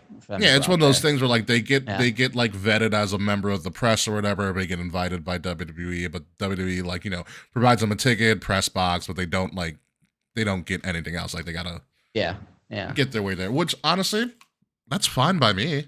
So that's fair. Yeah, that's fair. It's fine by me. I'd be cool with it. I mean, you never know who you're gonna bump heads with in the press room. Yeah. So there's that. But yes. And I also, by the way, back to Braun Breaker, it was also cool to have, the Steiners there in the suite when he won. Yeah. And they had really cool. They had a video on them when he won and everything too. They're just like really nice. They were really happy old men. Yeah. Yeah. It was cool. So that's another thing. Like there's going to be a lot of kids now that are going to be children of legendary performers. Like Santino's daughter is in NXT, Victoria's daughter is in NXT. Like there's a lot of second, third, fourth generation people that are be coming up now, and so to have that legend suite accessible to them at all, like during those big events, I think that's pretty freaking cool. Yeah, it's cool. I like it. Yeah, I like it a lot. And that's pretty much the show because honestly, SummerSlam was freaking awesome. Will, I know you said privately that it's like a 10 out of 10 for you show. Yeah, I'm gonna go back. It's a 9.5. What was it the ref cam that took away the half point? That the ref cam, yes, and then the main event, Bloodline Rules.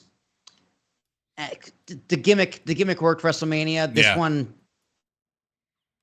I think there were other ways. I mean, it's just replacing a ref bump. Yeah. Instead of doing a ref bump, that's gonna make it part of the match. Mm-hmm. And it just kind of felt like, okay, you're going back to the thing you already did and it wasn't as good. There are different ways they could have done it. Yeah. But It got the desired result. like if I think if Cody could have won clean and then Roman comes in for the save, if they beat him down afterwards, maybe. Mm-hmm. I don't know. There's like these shenanigans could have been done after the match, you know. Yeah. So that's just nitpicking. But yeah, ref cam and then the main event was just like it wasn't. You know, you're gonna run it back and make sure it's better. Yeah. So, but 9.5, very very strong. I also would have liked to see Sammy and Braun go a little bit longer, but whatever. Yeah. I thought the main points hit. Surprises were good. Storytelling all up and down. You see Dave Meltzer's pose of like he had to really That was such try a shit hard. post. Yeah, he had to try really hard. He's took a really long way of saying, yeah, I liked the show, but I didn't want to like it. I didn't want to like it, but I liked it. Here's what I'm going to say about it. Yeah. It's like everything was an angle. I'm like, yeah, Dave, it's fucking wrestling. Everything's an angle. Yes, that's why we do these shows. But like, it was for the first time in a He's like, while. well, he's like, the wrestling might not have been world class. I'm like, what do you mean the wrestling wasn't world class? You see what Logan Paul did? The wrestling was fucking awesome. like What do you mean? Bailey carried Nia across the ring and power bombed her. Yeah, like the wrestling itself was up to par with AEW wrestling. Yeah. Except the difference is WWE sells. Yeah. And the card was paced so well. Oh, so great setting. 7 matches. Everything was placed right. The match lengths were, for the most part, correct. Yeah. Like, you got the breaks. You got the come downs. One thing I did against Peacock was in the replay, they cut out the video packages. So do you have like the top tier package or not? Yeah, I got the premium. So like, do you have premium or premium live, plus? I think it's premium plus. I don't know. It's like $10. You probably have premium because premium $12. I don't know. The higher tier one, they play the video packages during the commercial breaks. The lower tier ones, you just get like these random ads. No, when I'm watching live, I get the video packages. Okay, so you do have the bigger one. Yes. Okay. But for on the replay, they what would it be an ad break or the video package break? They just cut it all together. Oh, that's weird. And they go from Michael Cole saying, or Corey Graves saying, if you have Peacock Plus, you get the video package. If not, you get commercials. And then it goes straight to the entrance music. Oh, that's very weird. Yeah, I don't like it. But that's just that's a Peacock thing. But yeah, solid 9.5. I enjoyed this card up and down. Yeah, everything made sense. That was a great part about it. Yeah. Everything made sense. Yeah. And it was a great pivot from the summer story, and now we're going to walk into the fall and Bash in Berlin. It's one of the best SummerSlams I've ever seen, and I've been to like 5 of them. It was a big reset. You know, it's a great it was reset. Funny. The four titles that changed hands at WrestleMania all changed hands at SummerSlam. Is that legit? Well, good. The four titles that changed hands on SummerSlam was one of the 4 other titles that were won at WrestleMania. That's true. Okay, yeah. Bailey won at Mania. Logan Paul retained. So Sammy won at Mania. Sammy won at Mania. Logan retained. Can't talk. Sammy won at Mania. Bailey won at Mania. Yeah, Logan retained. Damian won at Mania. And Damian won at Mania, yeah. And then what was the 4th one? Did you have, so we talked about Sammy, Logan, Nia. What was the other 4th? Well, we said Nia. Bailey. Yeah, we said Bailey. Bailey won. So yeah, so maybe 3 of them. Yeah, whatever. 3, yeah. Yeah, it's good. It's a good it's a good reset. I like Logan. Yeah, Logan retained at Mania because he won at, where did he win it? He won before Mania. I forgot. Yeah, I don't remember either. Feels like it was eons ago. Doesn't matter. It was a long time ago. Feels like it was eons ago. You giving it a 10? I don't know if I'm going to give it a 10. I don't know. You know what it is? It was Crown Jewel. Thank you, Taquan. You know what it is? So like my standard for 10 is like WrestleMania 40 now. Okay, like, fair. Yeah, you know. But I'll give it a 9. I'll give it a 9. Yeah. I'm a little concerned for next year being 2 nights. I don't know how 2 years. I don't know how they could have stretched this SummerSlam to be 2 nights. That's a good point. You got tag matches, okay. They didn't. We had no tag matches. I'm saying, but you would have had tag matches. Yeah. You would have had 2 tag matches. You would have had maybe the women's tag matches, but like, how else would you possibly fill? Because there's not enough TV programming right now to cover 2 nights. 2 nights, unless it's like a 2-hour 2-night, both nights. Or you 3 and 3. 3 hours both nights, maybe. Yeah, because last night, SummerSlam was what, 4? About 4. 4 and change. Yeah, so if you do like 2.5, one night, and 2.5 every night, I think it'll be fine. That would work. Yeah, you could do that. Yeah. Try and stretch another hour matches. Yeah. Maybe another performance, some shenanigans. Yeah. The WWE also likes to do talking segments or backstage other interviews, things. ads. Yeah, other things to kind of break it up a little bit. Yeah. And spare some time. But I think a concise SummerSlam is one night. Like this would not be a 9.5 if it was 2 nights. This card. Probably not, because you'll have other stuff like in between these key matches.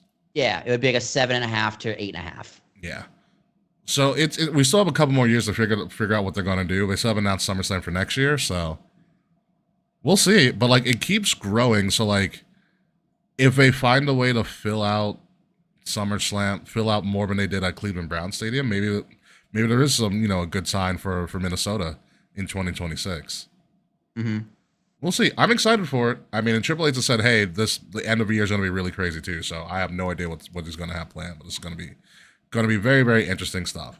But on that note, let's get the hell out of here, shall we, sir? My button. Yeah, where is it? Button work. There it is. I got it. There it is.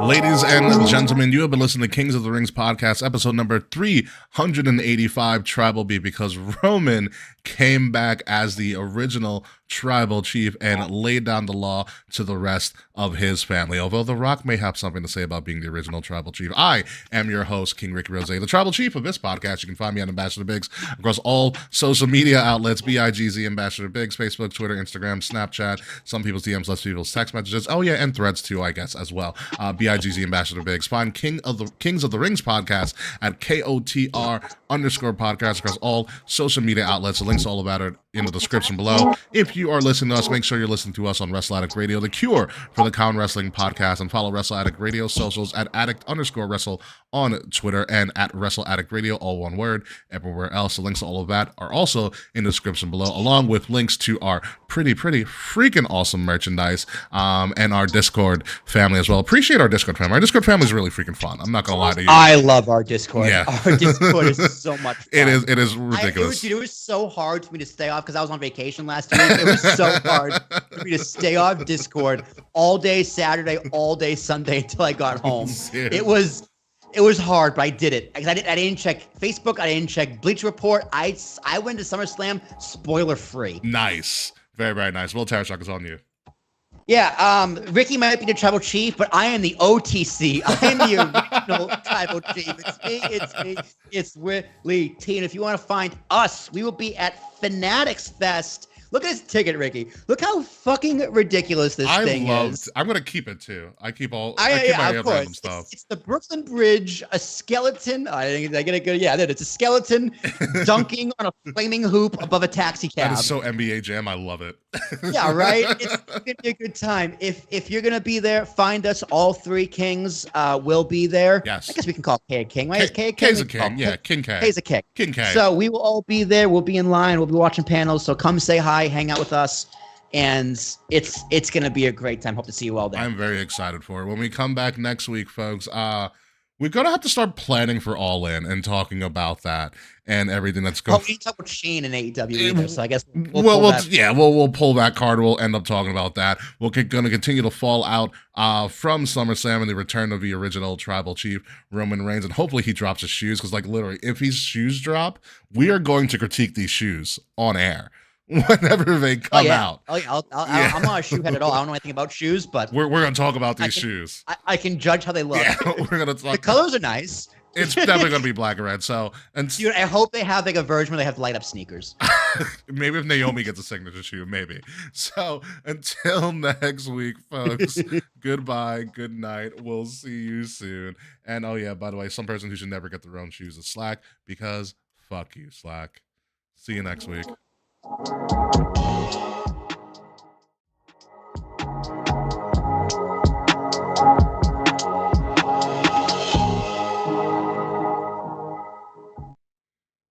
It's like we were at a museum. Yeah. Up in Vermont, and this kid had light up shoes, and I was so jealous. I've always wanted light up shoes my entire life. Oh, I had them as a kid. They were excellent. You run faster in light up shoes. It's just Do a you fact. really? I mean, I don't know why it's true, but god damn it, it's a fact. You run faster. Like, imagine if Aaron Judge had like light up cleats. Could you imagine people wearing light up cleats in baseball? Oh, it'd be absolutely hysterical. I'm not gonna lie, I'm pretty pumped for Fanatics Fest. I don't know why. I feel like it's gonna be a crazy time. Yeah, dude, it's gonna be awesome. It's gonna be fun because when's the last time all three of us have been together too? Oh, if Kay actually bought tickets to WrestleMania this year, it would have been that time. But now, Yeah. I don't remember the last time we were. Was it Survivor Series? God, it might have been Like the first Survivor Series, 2019. No, 21 or 22. 21, I want to say 21 because that was Rock's 25th anniversary. We didn't show up to. Yeah, I think it was 21. Yeah, 21. Late 21. Yeah, November 21. So yeah, it's been a minute. It's been a long time. Yeah, no, I've seen both of you guys separately, but not all of us together. Yeah. So it's crazy. So here's an idea, and I got permission from the dude to use it. So this guy, one of these guys, this guy he runs an account called Suplex. He was a former OVW producer. Pretty young guy too. I've interacted with him a couple of times. So he posted this video about what if he goes, guys, dancing horses are in the Olympics. It's about time we get pro wrestling in the Olympics. So yeah, I agree. So here's his idea. He's like, you can't just have pro wrestling in the Olympics. Like, how would you do it? And so his thing is that you would do it like a gymnastics performance or like a ski performance. So like you would have the country would send 2 representatives for each division, a women's division, a men's division, and like an open tag. Okay, so the two people in like the men's division for a country would essentially, plan a match, and they would give the judges the moves that they're going to do in the match. And so they execute the match, and then they get judged on their execution of the match. And so would the competitors would USA go up against like Germany in a match? No. USA. It would be Team USA. USA versus USA. Yeah. So let's say in Team USA you had like for instance LA Knight and CM Punk. Or let's do CM Punk and Seth Rollins if we're going to be realistic. Right. LA Knight would never be selected for Team USA. CM Punk and Seth Rollins would put together a match, and they would then reveal to the judges, hey, these are the moves we're going to execute in the match, and then they would do the match for the judges. Right, and then the judges rank, and then yeah, and then the judges would. So Punk and Seth Rollins would both get a gold medal. Exactly, yeah, for the best. That would work. For the best totally executed match, like you get points for obviously if a move's not done crisply enough, you get points deducted for botches, things like that. Yeah, points for like match quality. Yeah, things like athletic ability, execution of moves, realism, yeah, and like storytelling. Yeah, things like that. Yeah, and I was like, that's a fucking great idea. God, Tony Khan would be so mad when none of his wrestlers get selected.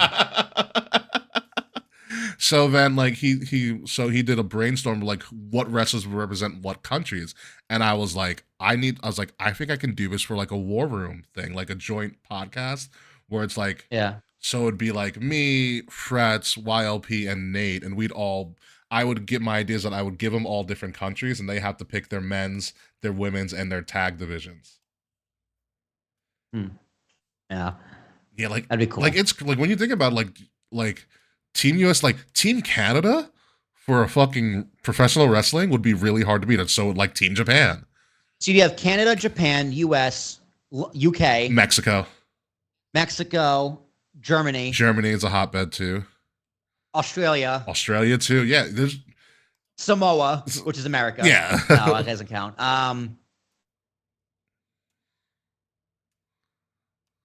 Yeah, it's like it. There's still a lot when you think about all the people that come from those, like India, yeah.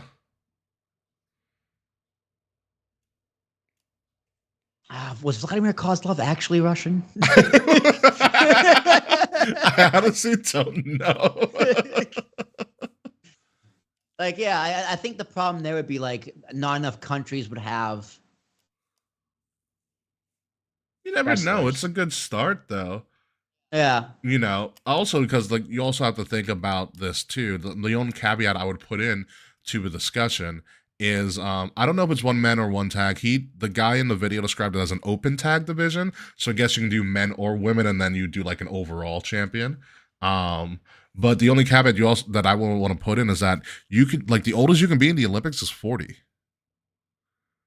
So Really? Yeah, so you can't bring like LeBron. This is LeBron's last Olympics because LeBron's turning 40 soon. Like next year, LeBron's 40, so he can't compete after this. That's weird. Why would they do that? I believe it was because the Olympics were traditionally seen as amateur athletics. Oh, that makes sense. Yeah. Okay, that's almost fair. But for the old days of the Olympics, like when it originally started, that's fair. Yeah. Also, people back in 1908 Olympics, 1932 Olympics they weren't athletic beyond 40. They didn't think they're like, there's no way someone's going to be being athletics at 44. Never. Yeah. But I like the idea because now it forces us to think, all right, who's a good wrestler under 40? Under 40. Yeah. Fuck, dude. That could represent a team. That takes out a lot of people. But it makes it more a little bit of a gamesmanship there. Like who you're gonna. Yeah. You know, like AJ out. AJ's gone. Cena out. Cena's gone. Rock out. Rock's gone. Roman out. Cody. Is Roman over 40? You double check 38. that. If he's 38, it works. is Joseph Roman Reigns? He's 39. Ooh, he works. So by next Olympics. Next Olympics is 4 years. Okay, 2028. Winter or summer Olympics? Oh, it's definitely a summer Olympic game. Summer Olympics. Yeah. Okay, so you got to be at most 36 right now. Yeah. If you're planning for a summer Olympics. Cody Rhodes is 39. Yeah, nope, he's not in either. He's not in either. How about Gunther? Gunther's got to be 35. Gunther's 36. He makes the cut. He makes it. He'll make it. He'll represent Demon like Priest is over 40. Punk's over 40. Seth is going to be over 40 in 4 years. I think Seth's over 40 in 4 years. Seth Rollins is 38. He'll be over 40. Fuck, dude. It makes it interesting. Now you got to be like, all right, who's a good young up and comer? Sheamus is 46. Jesus. Chad Gable is 38. Damn it. Bo Dallas is 30. Bo Dallas could do it. Could you imagine a Wyatt Six style match at the Olympics? Sammy, oh my God. Sami Zayn is 40 right now. Kevin Owens means so 40. You could do Braun Breaker. Listen, I would do if we're gonna go for like 2028. Drew McIntyre's 39. Ricochet's 35. Ricochet could work. Bronson Reed's 35. Jay Uso's 38. I mean, Jimmy Uso's also 38. Yeah. Liv Morgan's 30. Braun Strowman's 40. Dom Mysterio, 27. So you know who I would do? Because they've done good matches before. Carmelo Hayes and Braun Breaker. Yes, that'd be a really good one. Yeah. Carmelo Hayes, because Carmelo's barely 30, or he's like late 20s. And so is Braun Breaker. Braun Breaker's mid-20s, I think. Nia Jax is 40? What? Bailey's getting there, right? Bailey is 35, so she makes the cut. Sasha is 32. She well makes the cut. And single now. Yep, official. Well, she's been single, but she's made it official. Charlotte's 38, so she's out. Finn Balor's out. Had to go to NXT, man. Tony D'Angelo, he could do it. Okay, so Taquan is saying there is no age limit for the Olympics. So according to a quick search, it says the IOC doesn't specify an age limit for participating in the Olympics, but individual international federations can set minimum age requirements for each sport. Interesting. I still like anybody under 40 rule. Brock Lesnar's out. For the sake of argument and discussion, yeah. Anybody under 40. We would have that rule. Yeah. I'm looking through the roster right now. Chelsea Green would be out. I think she's almost 40. But also when you look at it, because you're talking like Team USA, because this could be people from any organization. Like you can look at AEW too. Yeah, but we're not going to do that. It's a good. I think Ricky Starks is a good person you can think about for putting on a match. Gigi Dolan, Grayson Waller. Oh, but Grayson Waller might also want to represent Australia too. Because he's from Australia, yeah. He's from Australia, right? Yeah. Even though, well, he's not an American. It depends. Is Grayson Waller an American citizen? I would probably say at this point, no. Yeah, I'd also probably. He probably will be soon, but right now it's definitely no. Yeah. Io Sky would represent Japan. Asuka, Japan. Jade Cargill is almost 40, probably. No, she's young. She's 32. She's young? I want to say Okay. she's 32. Gargano's definitely almost 40. That's a shame because I would love Gargano. Yeah. In a technical match? KO will be 40-ish. Kofi would also be close to 40. Yeah, Jade Cargill's 32. Jade and Bianca. Logan Paul could go. That's true. Okay, I'm just scrolling through the rest of this roster. I'm down at Michael Cole. He can call it. Michael Cole. Could you imagine they hired? That's the thing too. Like, wouldn't you need commentary? Like, imagine watching wrestling without commentary. That's what you do at a live event. Montez Ford could go. Montez will put on a good match. Naomi might be able to go. Naomi is 36. She'd be able to go. Be able to go, yeah. Trinity LaShawn Fatu. What a name. She's had 2 kids. I didn't know that. That I didn't know either. Must be from another person. Tiffy Stratton could go. Oba Femi would fucking go. That's for sure. Yo. He's not American. He's from Africa somewhere. Oh. Pete Dunne would go, but he'd represent the UK. Yeah. Can you imagine Pete Dunne and Tyler Bate in a match together? We've seen it before, but in the Olympics, they'd put on a show. It doesn't matter. No, nothing's been seen in the Olympics before. Exactly. I think in the original video too, he also added the caveat of everything has to be inside the ring. Solo could go. Mm-hmm. Sonya Deville could probably go. Shayna, I know he can't go. I don't think. Miz couldn't go. Titus O'Neil couldn't go. Ciampa couldn't go. Tony D'Angelo could go. Trick Williams could go. Trick would be fun. If Trick Williams came, they have to be entrance. You got to have Booker T at the on the end. I like it. Oh, here we go. Zoe Stark could probably go. Yeah. Listen, it's up for discussion. She's 30. It'd be up for discussion for who people can pick. So I'm going to talk to the contingency and see if we can put that together. That'd be really cool. And do a special. See who everybody picks. I like the caveat of anybody under 40. It's a good caveat. Yeah. Because it legitimately makes it difficult to pick. Because it is crazy how 38, 36 to 44 is your wrestling prime. Mm-hmm. But it's also when you retire. Yeah, because you got to look at who would do good, chemistry wise, who works well together. Yeah. And also if you're representing Japan, do you want to put people together who are good doing strong style? Because remember, it's not about the style, it's about the execution of your style. Yeah. So you can do anything you want. I'll do the AEW roster too. AEW Swerve. Swerve is 33. He could go. I would put Swerve in consideration automatically. Tony Storm could probably go. Australia though. MJF could go.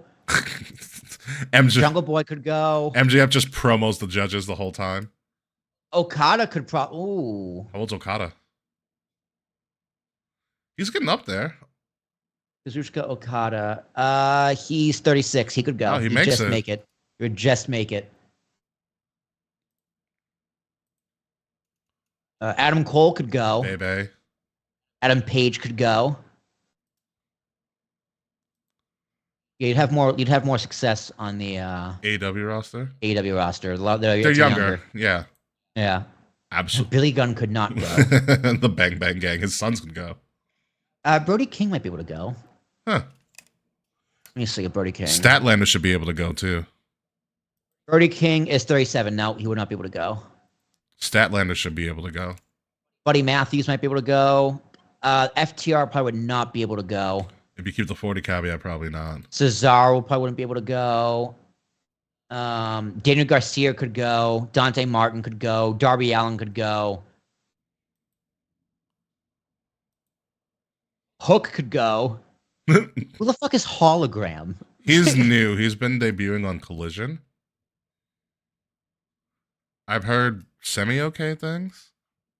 I just haven't watched his matches yet. Ooh, Jay White. He be representing England. He's 31. He New Zealand. Is he New Zealand? Yeah, he was born in New Zealand. Oh, fair enough then. Well, Johnny TV, amazing. but think about who they have from AEW that will represent the UK: Sabre and Ospreay. Yeah. Like that's a hard singles match to beat. Kenny Omega. How old's Kenny I Omega? was going to ask that question. How old's Kenny? He is 40. So nope, No, he's out. Yeah. Yeah, they got Shibata, they got Okada, Ibushi, Takeshita. Takeshita's dope. Lance Archer probably couldn't go. Lee Moriarty. The Briscoes are too old. Malachi Black's probably too old. Matt Seidel's too old. The Acclaim could probably go. Now, Miro, how old's Rusev? He might make the cut. He's 38. Nope, No. too old. He'd be Bulgaria too. Oh, he's definitely an American citizen though. at this point, probably. I like how I saw Mr. Brody Lee Jr. -1. Roster. Yeah, -1 still there. Nice. Orange Cassidy could go. God, mention Orange Cassidy in the Olympics. Without a crowd. It'd just be like, what is this? Penta is too old. The Lucha Bros are on the move, apparently. Ricky Starks. Absolute. I'm telling you, he'd be a good match. 34. Ricky Starks would be high on my list. Powerhouse Hobbs could go. Yo, could you imagine Powerhouse versus Obafemi? Sammy Guevara could go. Yeah, that'd be fucking incredible. This young up and comer called Sting, he could go.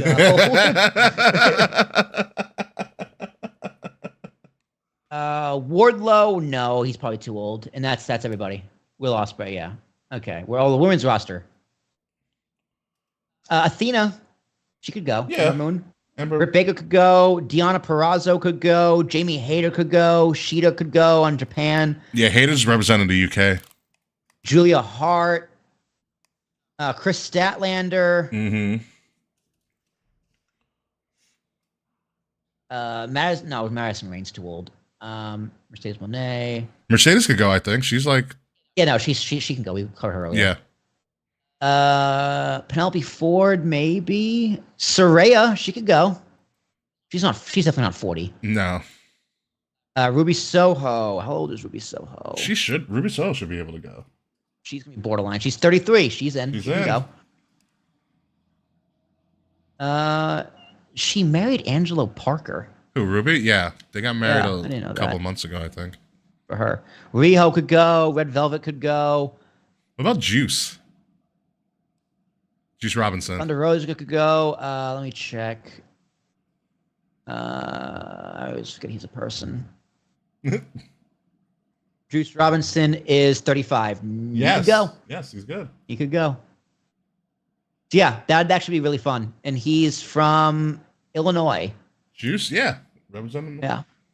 Yeah, and when you start looking at all the different like WWE, AEW, New Japan, and what progress in the UK, you can make a lot of crazy combinations to represent a country.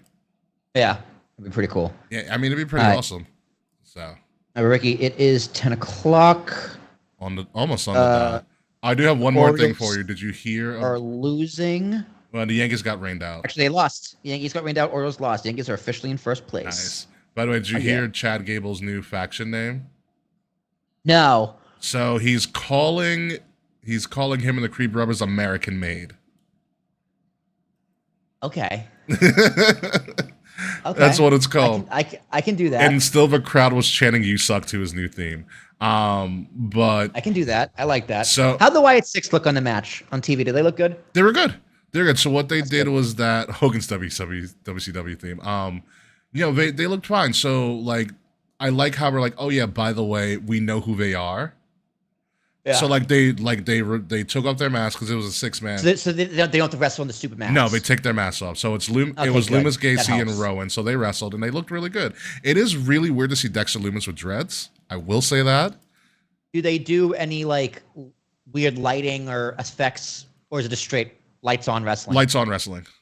Good. Lights on wrestling. Good. There was a lot of smoke for the entrance, like it is traditionally, but after... yeah, do the Gaga and the Hollywood for the entrance, but once the match starts, straight match. Just have a wrestling match. Straight match. Good.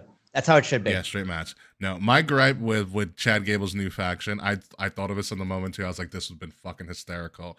So Gable and the Creed brothers are both like really good amateur wrestlers. Mm-hmm. Yeah. So American amateurs. No. You can call them, and they a lot of them are pretty elite at wrestling, especially Gable, who's in the Olympics. You could have called them all elite wrestlers. You could have called them AEW.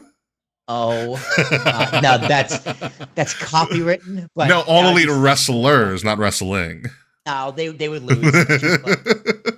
It's too close. It's like oh, our burger place is called McDonald or McDowell's if you're in Covington. Burger King's. Oh, it's Kings. It's different. I just would have loved to have a faction be called All Elite Wrestlers and have the crowd chant AEW out of AEW. That would be really fun. But they would get sued and lose so fast.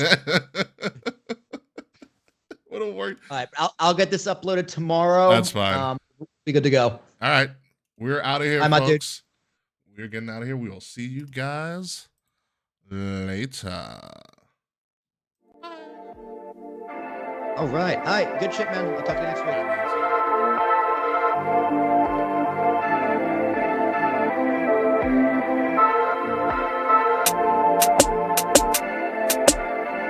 Midnight music.